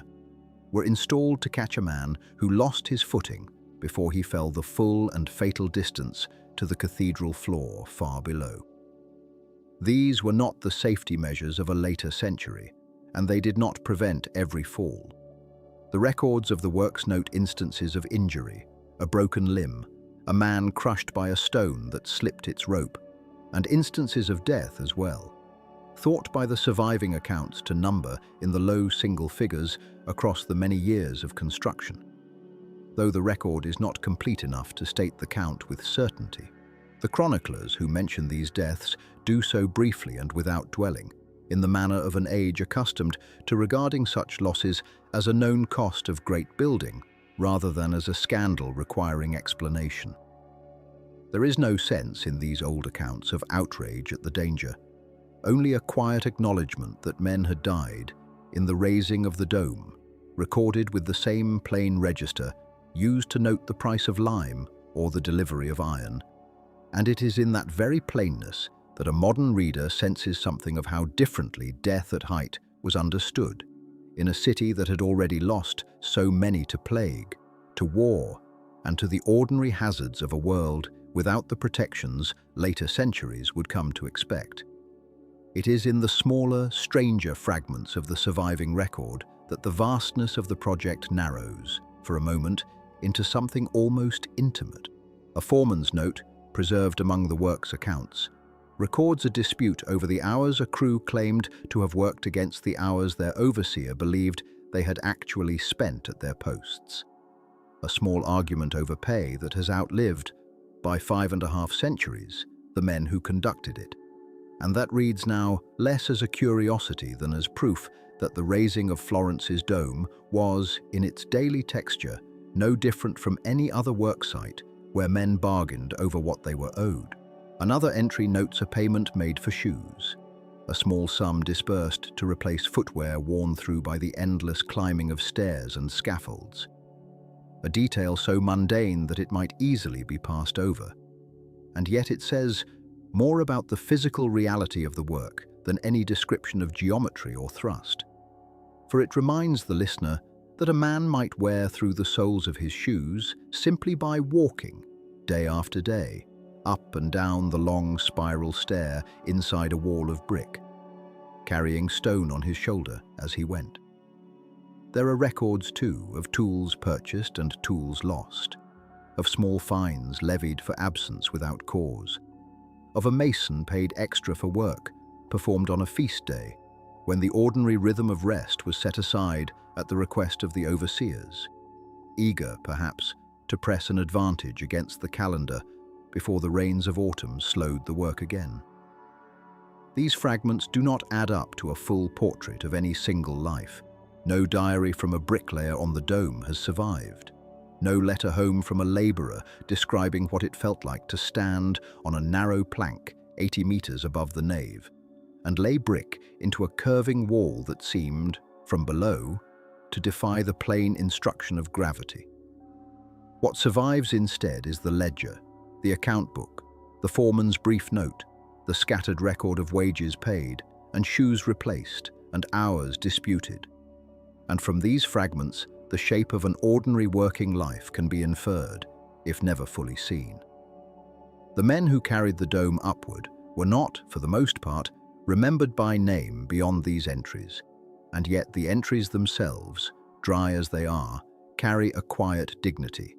for they show a city willing to pay its workers with some regularity, to feed them at height rather than let them exhaust themselves on the stair, to guard against their falling with what nets and platforms the age could provide, and to note, however briefly, when one of them was hurt or lost. It was not a perfect regard for the men who built the dome, judged by any later standard, but it was regard nonetheless, recorded not in monuments or inscriptions, but in the plain arithmetic of a guild's careful bookkeeping. And it is through that arithmetic, more than through any grander account, that the ordinary lives beneath the extraordinary structure can still, after so many centuries, be faintly heard.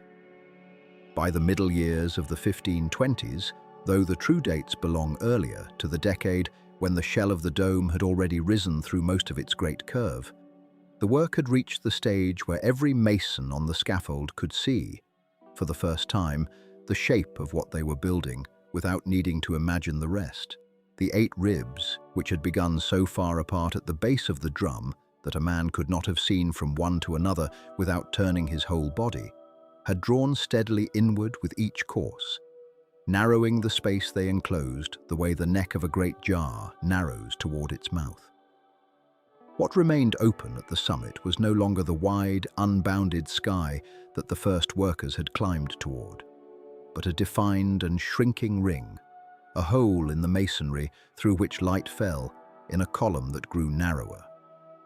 With every season the work continued. The Florentines had a name for this opening even before it was finished, calling it the Eye of the Dome, and the name carried both the plainness of description and something closer to reverence. For an eye implies not merely an absence but a seeing, and there were those in the city who spoke of the oculus as the point through which the dome itself would look out upon the sky it had been built to answer. The years required to close that eye were not few. From the point at which the curve of the vault first became visible as a curve, rather than as a nearly vertical wall reaching upward,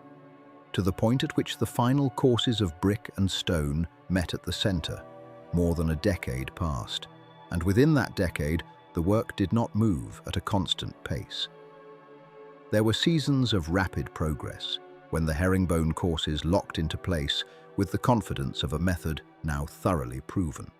And there were seasons of hesitation when Brunelleschi himself, according to the workshop's own records, ordered courses removed and relaid, unwilling to trust a joint that did not sit as he required, even when the difference was too fine for other eyes to detect. The masons who worked those final rings were by then largely the same men who had worked the earlier ones, aged further, more careful, more practiced, and increasingly aware that the courses beneath their hands were no longer merely difficult, but were approaching the portion of the dome that the age's engineering wisdom held to be the most dangerous of all. That danger lay in the geometry itself. As the 8 sides curved inward toward the crown, the angle at which each course of brick was laid grew steeper, until the bricks were no longer resting nearly flat, as they had at the base of the dome, but were tilted at an angle that approached the horizontal, only in the sense that a very steep hillside approaches level ground when compared to a cliff. At such an angle, the herringbone pattern that Brunelleschi had insisted upon since the earliest courses became not merely useful but essential, for it was the diagonal bricks, set at intervals within each course, that prevented the horizontal bricks from sliding downward and inward under their own weight before the mortar had set. Contemporary accounts and the later studies of engineers who examined the brickwork directly agree that it was in these uppermost courses, nearest the oculus, that the herringbone technique did its most necessary work. Holding each ring of masonry in a kind of self-bracing tension until the ring above could be laid to press down upon it and lock it fully into place. It was a method that asked the bricklayer to trust a principle, rather than merely follow habit, and by this stage in the building's life, after so many years of proof, the masons trusted it. Yet trust in the method did not remove the sense, felt by many who watched from the ground and recorded by contemporaries who wrote of the dome's progress, that this final narrowing was the point at which failure remained most conceivable. A dome, in the understanding of the period's builders, was thought to be most vulnerable not at its base, where the mass of stone and the thickness of the drum offered ample resistance, but near its crown, where the material grew thinner, the angle steeper, and the outward thrust of the whole structure concentrated into a smaller ring of masonry that had, in the closing years, less and less mass around it to resist that thrust. Every ring laid at this height was, in effect, a ring built upon the assumption that the rings below had already succeeded in resolving the forces pressing outward and downward, and that assumption could only be tested, in the end, by continuing to build and watching whether the structure held. Brunelleschi's own confidence in his chain of sandstone and iron, encircling the dome at several levels to bind it against the outward creep of its own weight, was matched by his continued caution in the placement of every course near the summit, and the ledger entries from these years show a marked increase in small, careful interventions. Additional iron ties requested, mortar formulas adjusted, individual bricks rejected, and returned to the yard when their shape did not meet the tolerances the model demanded. The closing of the oculus itself, when it came, was not marked in the surviving record by any single dramatic entry, any triumphant proclamation, or any grand civic ceremony recorded. At the moment the last stones met at the center of the ring. Instead, the record shows the closing as the natural conclusion of a process that had been visibly approaching for years, arriving not as a surprise, but as the fulfillment of an expectation the city had lived alongside, for so long that its actual completion registered, in the chronicles, almost as a formality. The masons laid the final courses, the ring narrowed to nothing, and the great double shell of the dome, which had risen from the drum in 8 self-supporting sections for more than a decade, became at last a single continuous vault, closed at its summit but for the deliberate opening left at the very center, the oculus proper, through which the lantern was to rise. It is worth pausing on the distinction between the closing of the masonry shell and the completion of the dome, as it is now known, for the two were not the same event, and the years between them were themselves a further contest of design and construction. The shell could be closed, its structural integrity resolved, while the crowning lantern, the small but weighty structure, meant to sit atop the oculus and press down upon the ring with its own mass, stabilizing the whole dome by adding weight precisely where the outward thrust of the vault most needed a counterbalance, remained undesigned in any final form. For this final element, the Florentine authorities did what they had done more than 15 years earlier for the dome itself. They opened a competition, inviting designs from any who believed they understood how the crowning structure should be built. Brunelleschi, by then an old man in the eyes of his contemporaries, though the records suggest he remained active and exacting to the end, submitted a design for the lantern much as he had once submitted a design for the dome, and once again he prevailed, his model chosen over those offered by rivals, some of whom had opposed him decades earlier in the earlier contest, and had not ceased to doubt him in the years since. The lantern that rose from his design was itself no simple architectural flourish. It was a heavy, carefully proportioned structure of white marble, ribbed to echo the 8 ribs of the dome beneath it, and rising with its own small dome and spire to a height that added meaningfully to the overall silhouette of the cathedral. Its construction required the same care in material and method that the great dome itself had demanded, though at a smaller scale, and it was not completed within Brunelleschi's own lifetime. He died before the lantern was finished, and the work continued under others who followed, as closely as the records allow us to judge the models and drawings he had left behind. That the lantern was finished substantially according to his design, rather than abandoned or altered by those who succeeded him, is itself a kind of quiet testament to how thoroughly his authority over the project had been established by the time of his death, an authority earned not through title or birth, but through the accumulated evidence of 2 decades in which his methods, however unconventional they had seemed at the outset, had continued to hold. What is perhaps most striking, reading the surviving chronicles and account books from these final years of construction, is how little the historical record dramatizes the moment of closing the dome, compared to how thoroughly later retellings have sometimes dramatized it. There was no single day marked in the Florentine calendar as the day the dome was finished. No bell rung once and remembered forever after as the sound of triumph. The confirmation of the dome's success came, instead, gradually through use. Through the years it stood without settling in any way that alarmed its builders.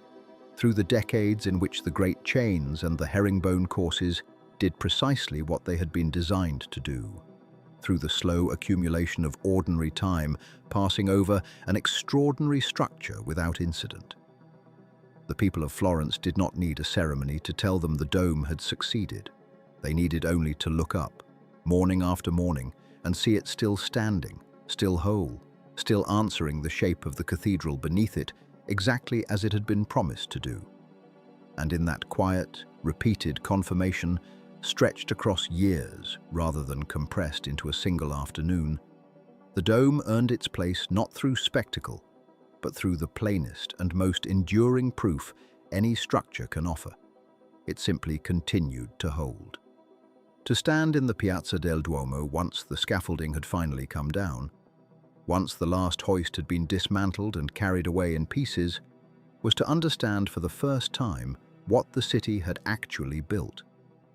For years the dome had been visible only in stages, wrapped in timber, laced with ropes, crowded by machines whose purpose the ordinary citizen could only guess at. Now the apparatus was gone, and what remained was the thing itself, entire and undisguised, rising above the rooftops of Florence as though it had always belonged there, as though the centuries before it had simply been waiting for this shape to arrive. Seen from the streets below, the dome revealed itself in layers, each one legible in its turn to anyone willing to tilt their head back and follow the building upward. First came the drum, the great octagonal collar that Neri di Fioravanti's generation had raised long before Brunelleschi was born. Its 8 flat faces pierced by the round windows that had troubled the first competition so many decades earlier.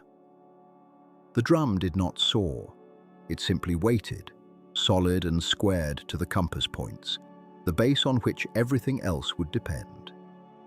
It was easy, standing at its foot, to forget that this modest ring of stone had once been the entire unsolved problem, the reason architects had thrown up their hands and declared the dome impossible. By the time the dome was finished, the drum had become almost invisible in its familiarity, the way a doorstep becomes invisible once a house has stood on it for years. Above the drum, the dome itself began its rise, and here the eye could follow the visible ribs, 8 great spines of white stone running from the corners of the octagon up toward a single point far overhead. Each rib slightly curved, slightly leaning inward as it climbed, so that the whole structure seemed to gather itself gradually, rather than lunge upward in one motion. Between the main ribs ran the secondary ones, thinner, 32 more of them in 5 nearly symmetrical arrangements per face, and rather fewer at the eastern segment where the choir chapels interrupted the geometry. Each secondary rib doing its share of unseen work, while the eye, from the ground, registered mostly the great white lines and the red tile filling the spaces between them. The red tile itself, laid in its herringbone courses beneath the surface, was invisible from the piazza, hidden by the outer shell's finished skin. But its presence could be felt in the way the whole surface seemed subtly textured rather than smooth, as though the dome had been woven rather than simply built. At the summit, where the 8 ribs converged, sat the lantern, a small temple of marble and stone perched at the crown of the dome like a coronet placed atop a great skull. It was not part of Brunelleschi's original commission in the earliest years of construction, and its final form was the product of another competition, another set of models, another argument among the men entrusted with finishing what he had begun. But by the time the dome was revealed in its completeness, the lantern belonged to it as naturally as anything else. its slender columns and its conical cap, catching the light in a way that made the entire eastern sky seem to pivot around that single high point above the city. From the streets, the lantern looked almost weightless, a final flourish rather than a structural necessity, though those who understood the engineering knew it served as more than ornament,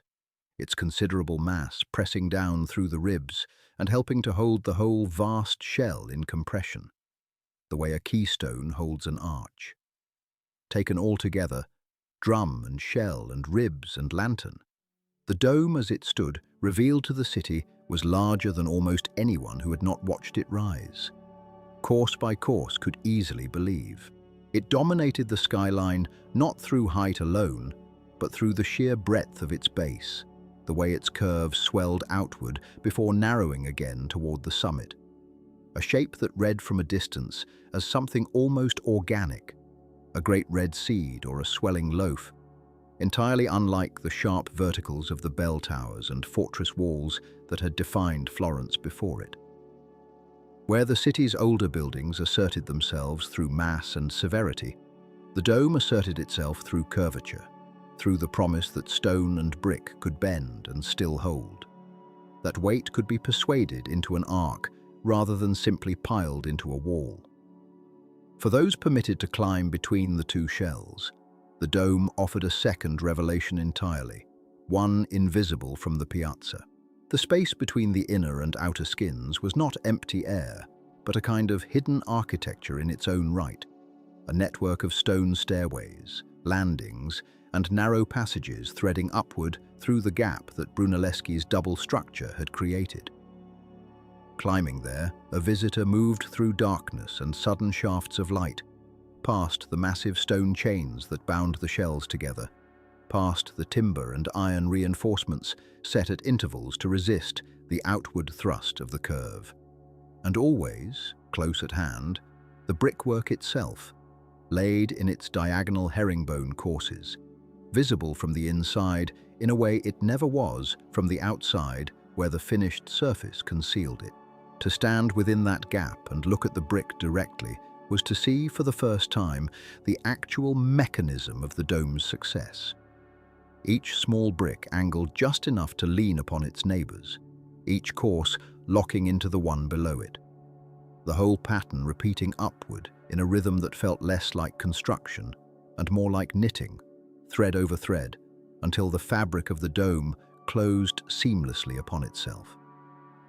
From the base of the drum looking straight up into the inner shell, the effect was different again, more overwhelming in its simplicity. The interior surface curved away on every side, vast and continuous, its ribs converging far overhead into the small circular opening of the oculus, through which daylight fell in a soft column onto the cathedral floor below. Visitors standing at the crossing of the nave and looking upward reported, even in the earliest years, a kind of vertigo brought on not by height alone, but by scale, by the difficulty of holding the whole curve in a single glance, the eye forced to travel slowly around the octagon, rib by rib, before it could begin to comprehend the shape as one continuous thing rather than 8 separate segments joined at odd angles. It was this interior view, more than any exterior silhouette, that convinced many who saw it that they were standing beneath something without true precedent, something that answered to the memory of Roman vaulting and yet exceeded it, not through greater boldness of imagination, but through the sheer discipline of its construction. The proportions of the dome, when measured against the human body and against the city surrounding it, only deepened the sense of something built at the edge of possibility. A single person standing at the base of the drum was dwarfed by even the smallest visible unit of the structure. The round windows that pierced the octagon rising far above head height, the ribs themselves wider at their base than a grown man was tall. And yet the dome did not overwhelm the city the way a fortress or a tyrant's tower might have.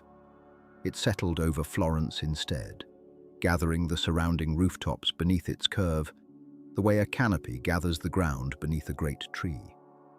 Travelers arriving from the surrounding hills, as later accounts would record, often caught sight of the dome long before they saw any other feature of the city.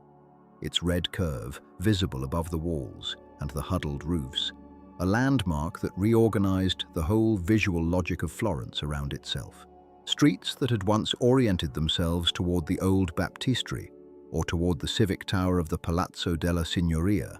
now, in the minds of many who walked them, oriented themselves toward the dome instead, its bulk a fixed point against which every other height in the city was measured and found smaller. It would be more than a century before another layer was added to what Brunelleschi had built. And when it came not as an alteration to the structure, but as a covering laid gently upon its surface. Giorgio Vasari, and after his death, the painter Federico Zuccari, undertook to fill the vast interior shell with fresco, a sweeping vision of the Last Judgment spreading across the curved surface in bands of color, and figure, saints and sinners arranged in tiers that followed the geometry of the ribs without disturbing them. The work was immense in its own right, requiring scaffolding raised again within the very shell that had once required Brunelleschi's own machines to complete. And it changed entirely the visual experience of standing beneath the dome and looking up. Where earlier visitors had seen bare brick and plain plaster, later generations saw a painted heaven and a painted judgment, color where there had been none, incident where there had been pure geometry. And yet, for all its scale and ambition, the fresco changed nothing of what held the dome aloft. It was decoration laid upon engineering, a later century's contribution resting entirely on the earlier century's unseen labor. The painted saints suspended, without any of them ever needing to know it, upon exactly the same brick, stone, and iron that Brunelleschi's masons had set in place, course by patient course, generations before the first brush ever touched the plaster above their heads. The centuries that followed the completion of the dome asked of it the one thing that no drawing, no model, no contract could ever fully guarantee, which was simply that it continue to stand season after season through the ordinary violence of weather and the occasional violence of the earth itself, without complaint and without failure. And for 400 years, this is largely what it did. The dome that had risen over Florence in the early decades of the 15th century carried on bearing its own enormous weight through the long remainder of that century, through the wars and plagues and changing fortunes of the 16th, through the quieter and more academic scrutiny of the 17th and 18th remaining, by the account of nearly every engineer who has since examined it, structurally sound in its essential frame, even as the city beneath it transformed almost beyond recognition. Storms passed over the lantern and off toward the hills beyond the Arno, without loosening the marble blocks that Brunelleschi's cranes had lifted into place. Earthquakes reached Florence, as they periodically did and still do, given the seismic restlessness of the Italian peninsula, and the dome absorbed what tremors came to it, its double shell and its hidden rings of stone and iron, and its herringbone brick doing precisely the quiet work they had been built to do, distributing force outward and downward through paths that no single observer could trace by eye, paths that existed only in the geometry itself. There is something worth resting on in this simple fact, that a structure raised without any precedent to guide it, using methods invented in the course of its own construction, should have gone on to weather 4 centuries with so little need for correction. It suggests that whatever uncertainty attended the work in the 1420s and 30s, the calculations beneath that uncertainty, however, arrived at, however tested through model and instinct, and the slow accumulated judgment of men who had never built anything of this kind before, were in the main correct. Among the recorded moments that punctuate this long span of quiet endurance, one has become particularly cherished by those who study the building, not because it changed anything about the dome's construction or maintenance, but because of who is said to have spoken it and what it reveals about how the dome was regarded by those who came after. In the early years of the 16th century, when Michelangelo Buonarroti was asked to take up the design of the new Basilica of St. Peter's in Rome, a commission that would eventually include a dome of his own,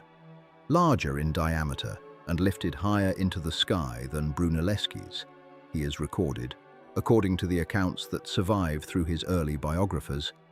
to have looked upon the dome of Florence and to have remarked that he could build one larger, but not more beautiful. The phrasing varies slightly depending on which biographer's version is consulted, and no one can produce the exact words in Michelangelo's own hand, so the anecdote belongs properly to the realm of documented tradition rather than verified transcript, the kind of remark passed down through students and admirers and early historians of art who wished, understandably, to preserve a moment of one master's tribute to another. But the tradition is a strong one, repeated with enough consistency across enough early sources that historians generally accept it as reflecting something Michelangelo did, in substance, express, even if the precise wording has softened or shifted with retelling. It is worth pausing on what the remark actually claims, because it is a careful and specific kind of praise. Michelangelo did not say that Brunelleschi's dome could not be surpassed in size, and indeed his own dome for St. Peter's would rise higher and span wider, a fact he seems to have accepted as simply available to him, a matter of resource and sight and ambition. What he claimed instead was that it could not be surpassed in beauty, which is a different claim entirely, one that concedes engineering primacy to scale, while insisting that Florence's dome possessed some quality of proportion, of harmony between its parts, that no amount of additional height or diameter could improve upon. Whether or not the words were exactly his, the sentiment reflects a broader judgment that persisted across the centuries among architects, engineers, and ordinary visitors alike. That the dome achieved something beyond mere structural success, some fusion of mathematics and form that later, larger domes would strain to equal. None of this reverence exempted the dome from ongoing attention. Great structures, however successfully built, are not left alone once finished, and the records of Florence show a continuous, if intermittent, history of inspection, concern, and maintenance that extended across the generations following Brunelleschi's death. The Opera del Duomo, the office charged with the cathedral's care since long before the dome was ever built, continued in that role through the centuries that followed, and its archives, preserved with the same bureaucratic thoroughness that had documented the original construction, record periodic surveys of the structure, particularly of cracks that appeared, as they inevitably do in masonry of this scale, in the brick and stone of the dome's two shells. These cracks, running in patterns that later engineers would study with considerable care, were noted, measured, and in many cases simply monitored rather than treated, a decision that reflects both the limits of intervention available to earlier centuries and a certain accumulated confidence, borne out by long experience, that the cracking represented the structure settling into its own equilibrium rather than announcing any approaching failure. In the 18th century, and again in later periods, engineers were called in specifically to assess the condition of the dome, to measure the width and progression of these cracks against earlier records, and to offer judgment on whether the building required intervention beyond routine care. The pattern that emerges from these successive studies, spaced across generations, is one of a structure that moved, as all large masonry structures move, under the pressures of temperature, of settling, of the slow redistribution of stress within its own mass. But that did not depart from the fundamental soundness Brunelleschi had built into it. The cracks did not widen into anything approaching structural crisis. The rings of stone and iron continued, so far as could be determined, without dismantling any part of the shell, to inspect them directly, to perform the containing function for which they had been set in place. This is not to say the dome received no attention at all in the centuries after its completion. Repairs were made to the exterior, to weathered stone and damaged tile, to the lantern and its surrounding balustrade, and later still to elements exposed to weather and pollution as the city around the cathedral grew and industrialized. But these were the ordinary maintenance of a great public monument, not the emergency interventions of a structure in danger, and the distinction mattered to the guild and the civic bodies that continued, across the centuries, to regard the dome as both a sacred trust and a technical responsibility, one requiring periodic vigilance, but not, for 400 years, requiring rescue. What is perhaps most striking about this long working life is not the absence of crisis, but the presence, throughout, of ordinary use. The dome was not preserved behind glass or set apart from the daily business of the city it covered. It stood, through all these centuries, directly above the same floor where Florentines gathered for Mass, where merchants and clergy and ordinary citizens passed beneath its shadow on their way to markets that spread through the surrounding streets, where processions moved with candles and banners on feast days that had been observed in that same cathedral since long before the dome existed at all. Children were baptized beneath it, who would grow old and die without the dome above them, ever requiring more than the routine attentions any old and honored building deserves. Generations of Florentines conducted the entire, unremarkable business of daily life. The buying and selling, the gossip exchanged on cathedral steps, the quiet early mornings when the piazza held only a few laborers and the first low light catching the terracotta tiles far above, all of it carried on beneath a structure that had been raised, brick by brick and stone by stone, by men whose names, where they survive at all, exist now only in the ledgers and payment records that the Opera del Duomo preserved with such care. There is something worth resting in this simple continuity, the idea that a dome conceived through such uncertainty, built through such improvisation, argued over by committees and inspected by suspicious rivals, should become in time so entirely unremarkable, a feature of daily life that most who passed beneath it gave it no more thought than they gave the sky itself. The dome had been, in its own century, an object of anxious speculation, a problem no one was certain could be solved.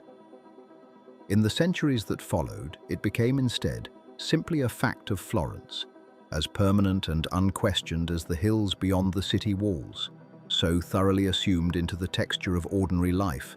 that its extraordinary nature could be forgotten by anyone who had not paused to learn what its construction had actually required. And yet the extraordinary nature remained, silent and continuous, in the brick and stone themselves, in the rings of iron buried within the masonry, in the herringbone courses laid by masons long dead, still doing precisely the work those masons had intended, holding the vast weight of the shell aloft over the heads of people who would never know their names. Morning after morning, century after century, beneath a sky that changed with every generation, while the dome itself, weathered but essentially unaltered, simply continued. To understand what Brunelleschi had done, later generations found it necessary to look backward as well as forward, to place the dome of Florence within a much longer chain of building that reached into antiquity and stretched, unbroken, toward the present day. The chain began, as Brunelleschi himself had understood it, in Rome, in the vast concrete shell of the Pantheon, raised more than 1,000 years before his own lifetime, when the empire that built it commanded resources and techniques no medieval city could easily reproduce. The Pantheon's dome had been poured rather than assembled,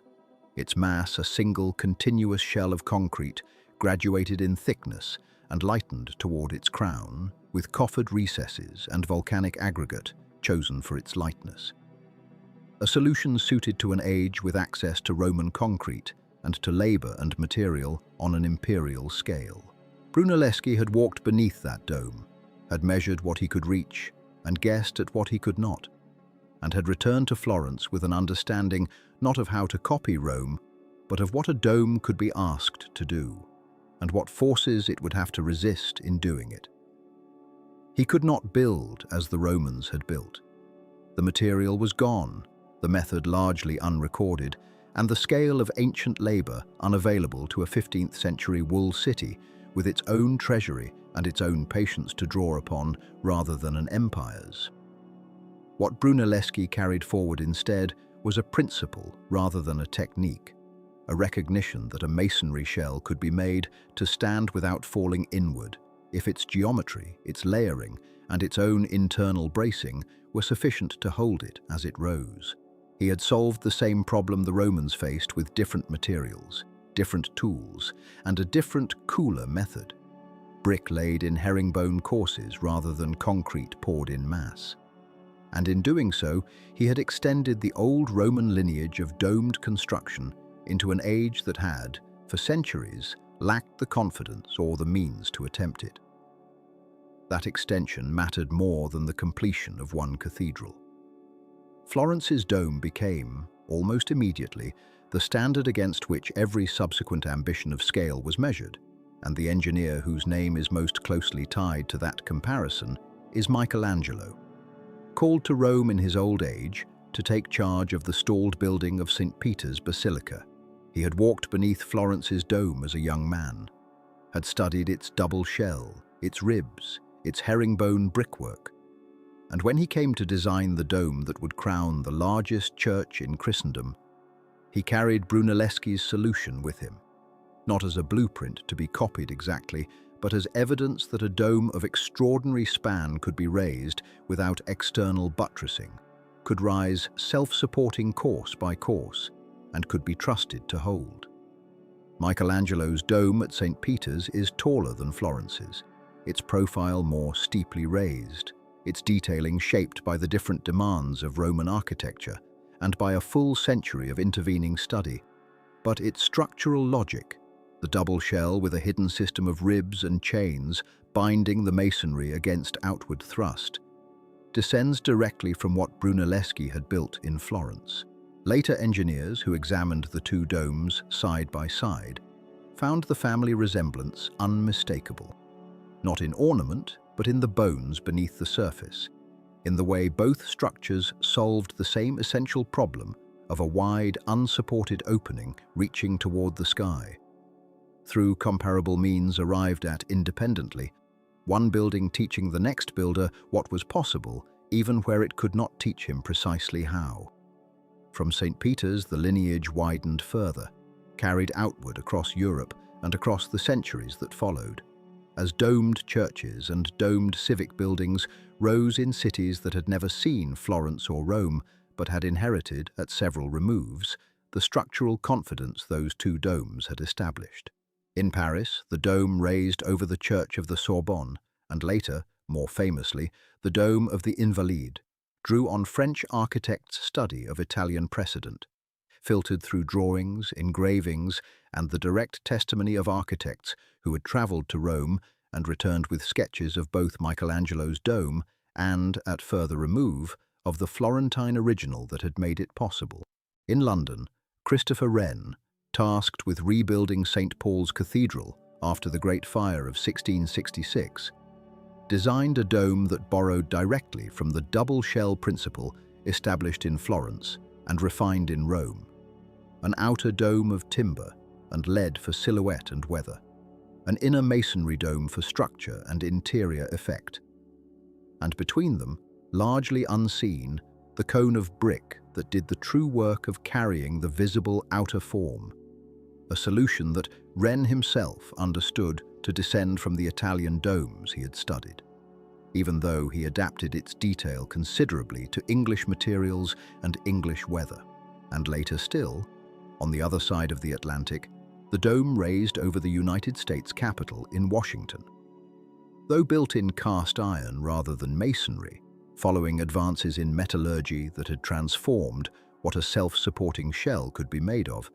nonetheless answered to the same essential structural questions that Brunelleschi had first answered in brick. How to distribute the outward thrust of a curving shell? How to prevent that thrust from spreading the base beyond its capacity to resist? How to raise a form that seemed, from the ground, to defy the ordinary behavior of weight and material. The materials had changed. The questions had not. Seen from this distance, the achievement in Florence takes on a different character than it holds when examined only as a single building's history. It becomes a hinge point in a much older and much longer contest, one that predates Brunelleschi by more than 1,000 years, and continues, in modified form, into engineering disciplines that would have been unrecognizable to him. That contest has no single name in the historical record, but its shape is visible across the centuries wherever builders have tried to enclose an ever wider space beneath an ever higher curve without the whole structure collapsing under its own accumulated weight. Every dome, every span, every vault represents an attempt to answer the same basic and unforgiving problem: that mass pulled always downward and outward at once, and that only a very particular arrangement of material and geometry could persuade that mass to hold itself rather than fall. The Romans had answered it with concrete, and had then, as their empire declined and their techniques were lost or forgotten, left the problem unanswered for the better part of 1,000 years. An age in which builders across Europe raised naves and towers but shied from attempting anything resembling the Pantheon's unsupported span. Brunelleschi's dome marks the moment that hesitation broke, the moment a city and an engineer decided the problem could be solved again by different means suited to a different age, without buttresses, without a wooden frame to hold the shape while it set, using masonry laid in a pattern strong enough to support itself at every stage of its own rising. It was not the first dome ever built, and it would not be the last, but it stands as the structure that proved, to a world that had largely stopped believing it, that the ancient feat could be equaled and even extended without the ancient method behind it. Later engineers understood this clearly enough to make a habit, almost a professional ritual, of studying Florence's dome before attempting their own. Drawings of its ribs and courses circulated through architectural academies for centuries, copied and recopied by students who would go on to design ironwork for railway stations, glass and steel for exhibition halls, reinforced concrete for structures Brunelleschi could not have imagined,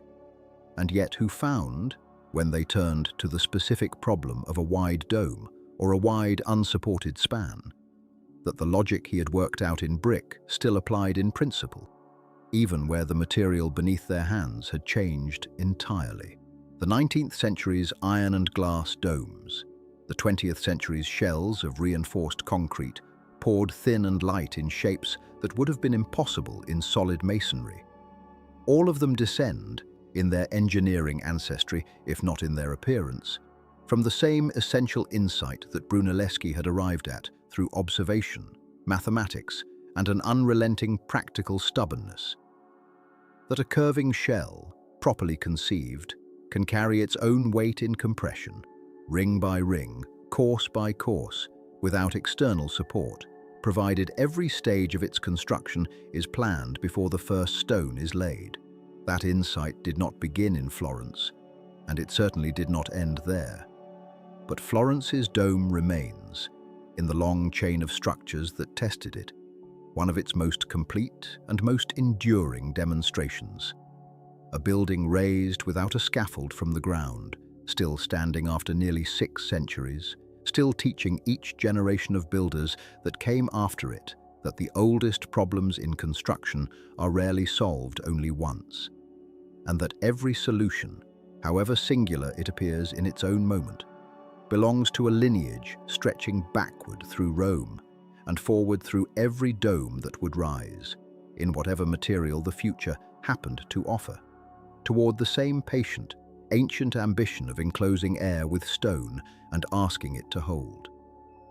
The dome that rose over Florence has been studied for nearly 600 years, and in that time it has produced almost as many arguments as it has admirers. This is not a mark against it. It is, in its way, a testament to how much of the work was never written down. How much survives only in the observations of men who came after Brunelleschi and tried, often imperfectly, to reconstruct what he had done and why. The master left no treatise. He kept no journal that has come down to us, no set of drawings explaining the herringbone brick pattern, the chain system, or the machines, in his own hand and his own words. What survives instead is a patchwork of building records, payment ledgers, the biography written by Antonio Manetti a generation later, and the account given by Giorgio Vasari more than a century after the dome was finished. Each of these sources is valuable. Each of them is also, in its own way, incomplete, shaped by hearsay, by civic pride, by the distance of years, and by the natural tendency of any storyteller to smooth a complicated truth into a cleaner one. The result is a structure whose stones are entirely certain, and whose reasoning, in several important places, is not. Consider the herringbone brick pattern that spirals through the inner shell, the pattern the eye can still trace today from the floor of the cathedral if the light is right. Every historian agrees that Brunelleschi used it and that it was unusual, a departure from the horizontal courses that had governed brick construction for centuries. What is still argued is precisely what the pattern was for. One school of thought, drawing on later Renaissance descriptions and on structural analysis conducted in the 20th century, holds that the bricks set on their edge, angled diagonally, acted as a kind of internal scaffold, each ring locking against the one below it, so that a course of brick could support its own weight and the weight of the mortar above, before the mortar had fully cured. In this reading, the herringbone pattern was not decoration, but active structural intelligence, a way of letting the dome, in effect, build a small part of itself as it rose, a self-supporting geometry, laid without false work, guided only by ropes and a plumb line fixed at the center. Other scholars, working from the same surviving evidence, are more cautious, noting that no contemporary document describes the pattern in these terms, that its structural necessity has been asserted more often than it has been proven, and that some of its apparent function may be an effect noticed and named by later observers, rather than an intention stated by the builder. Modern engineers, using computer models built from careful survey data, have tested versions of this hypothesis, and their findings tend to support the idea that the pattern does meaningfully redistribute stress during construction, without settling entirely the question of how consciously and how completely Brunelleschi understood this in mathematical terms, as opposed to arriving at it through decades of observation, apprenticeship in metalwork, and an instinct sharpened by his years measuring the ruins of Rome. A second debate concerns the chains, the great rings of sandstone and iron that were meant to bind the dome and resist its outward thrust. The same tendency to spread that had troubled builders since antiquity. The building accounts confirm that stone chains were laid at several levels within the drum and lower dome, and that iron reinforcement, including chains forged in local workshops, was incorporated as well. What the records do not settle is how much of the dome's stability across nearly 6 centuries has depended on these chains functioning as designed, and how much has depended on the sheer geometry of the double shell, its ribs, its curvature, and the compressive strength of the masonry itself. Structural surveys conducted in more recent generations, including detailed studies undertaken after cracks were observed and monitored in the 19th and 20th centuries, have found that some of the iron chains show evidence of having done exactly the work intended, bearing tension, holding the ring true. Other segments show less clear evidence of active strain, leading some engineers to argue that the dome's true stability rests less on any single chain and more on the redundancy of the whole system: brick, stone, timber, and iron, each contributing a portion of resistance so that no one element, if it failed, would bring down the rest. This is, in its own way, a comforting conclusion. though it leaves open the more particular question of what Brunelleschi believed he was building when he specified each ring, whether he trusted the chains as the primary defense against collapse or regarded them as a secondary safeguard behind a geometry he already understood to be self-sustaining. There is disagreement, too, over the machines. Vasari's account, and to a lesser extent Manetti's, describe hoists and cranes of remarkable design, some capable of lifting a load and then lowering the empty hook without reversing the motion of the oxen that powered it. A mechanism praised by later engineers, including, by tradition, Leonardo da Vinci, who is said to have made sketches of similar devices decades afterward. Yet no original mechanical drawing by Brunelleschi survives to confirm the precise arrangement of gears, reverse mechanisms, or braking devices that these later writers describe. Some scholars regard the later sketches attributed to studies of his machines as reasonably faithful reconstructions, made while workshop memory and perhaps even surviving components were still available to consult. Others caution that a century is a long time for a mechanical detail to travel by word of mouth and hand-copied drawing before being fixed permanently on paper. And that admiration for Brunelleschi's ingenuity may have, in small ways, embellished the machines beyond what the 15th century actually built. The dome itself, of course, cannot answer this question. It simply stands, indifferent to how the stones and bricks were lifted, so long as they arrived in place. The building records, meticulous as they are for a project of this age, also contain gaps that historians continue to argue over. The true final cost of the work, expressed across decades in a currency and wage structure difficult to translate cleanly into any modern measure. The number of workers who lost their lives during construction, a figure sometimes claimed with more confidence in popular retellings than the surviving ledgers can support. And the exact division of authority between Brunelleschi and Lorenzo Ghiberti during the years the two men were jointly commissioned, an arrangement the Cathedral Building Committee imposed, and one that Brunelleschi, by most accounts, resented. Manetti's biography suggests that Brunelleschi engineered Ghiberti's quiet removal from meaningful responsibility through a mixture of feigned illness and strategic maneuvering, a story often repeated because it is vivid and because it fits neatly with the image of a solitary genius unwilling to share credit. Some modern historians accept this account largely as written. Others note that the payment records show Ghiberti drawing a salary for longer than the anecdote implies, and argue that his marginalization, whatever its cause, may have been a slower and less dramatic administrative drift than the later story suggests. The truth, as with so much of the dome's early history, likely sits somewhere between the clean narrative and the messier reality the documents only partly preserve.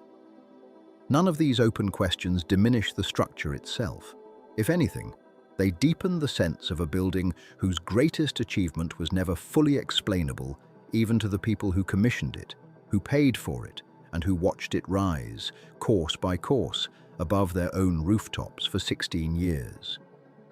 Brunelleschi guarded his methods carefully during his life, reportedly for fear that rivals might claim credit or interfere with work he trusted only himself to judge. And in guarding them so completely, he ensured that the dome would remain, in some intimate sense, a private accomplishment even after it became the most public monument in Florence. Later engineers, architects, and historians have spent centuries trying to recover, through measurement, through archival research, and now through computational modeling, the reasoning that a single mind kept largely to itself. Each generation adds a little more certainty and uncovers, almost as often, another question the sources cannot answer. This is perhaps the quiet lesson embedded in the dome's long afterlife, that even the most thoroughly documented achievements of the past retain a private core the record cannot fully open, and that the patient work of historians, like the patient work of the builders themselves, is never entirely finished. The dome remains above the city tonight as it has for nearly 600 years, its curve catching whatever light the sky offers, its questions folded quietly into its brick and stone alongside its answers. If there is a fitting way to leave it, it is simply here, standing, still argued over, still admired, still doing precisely what it was built to do. Those drawn to the long history of great structures and to the builders who first dared to raise them are welcome to seek out more such chronicles on this channel, gathered slowly, the way the dome itself was gathered, one patient course at a time.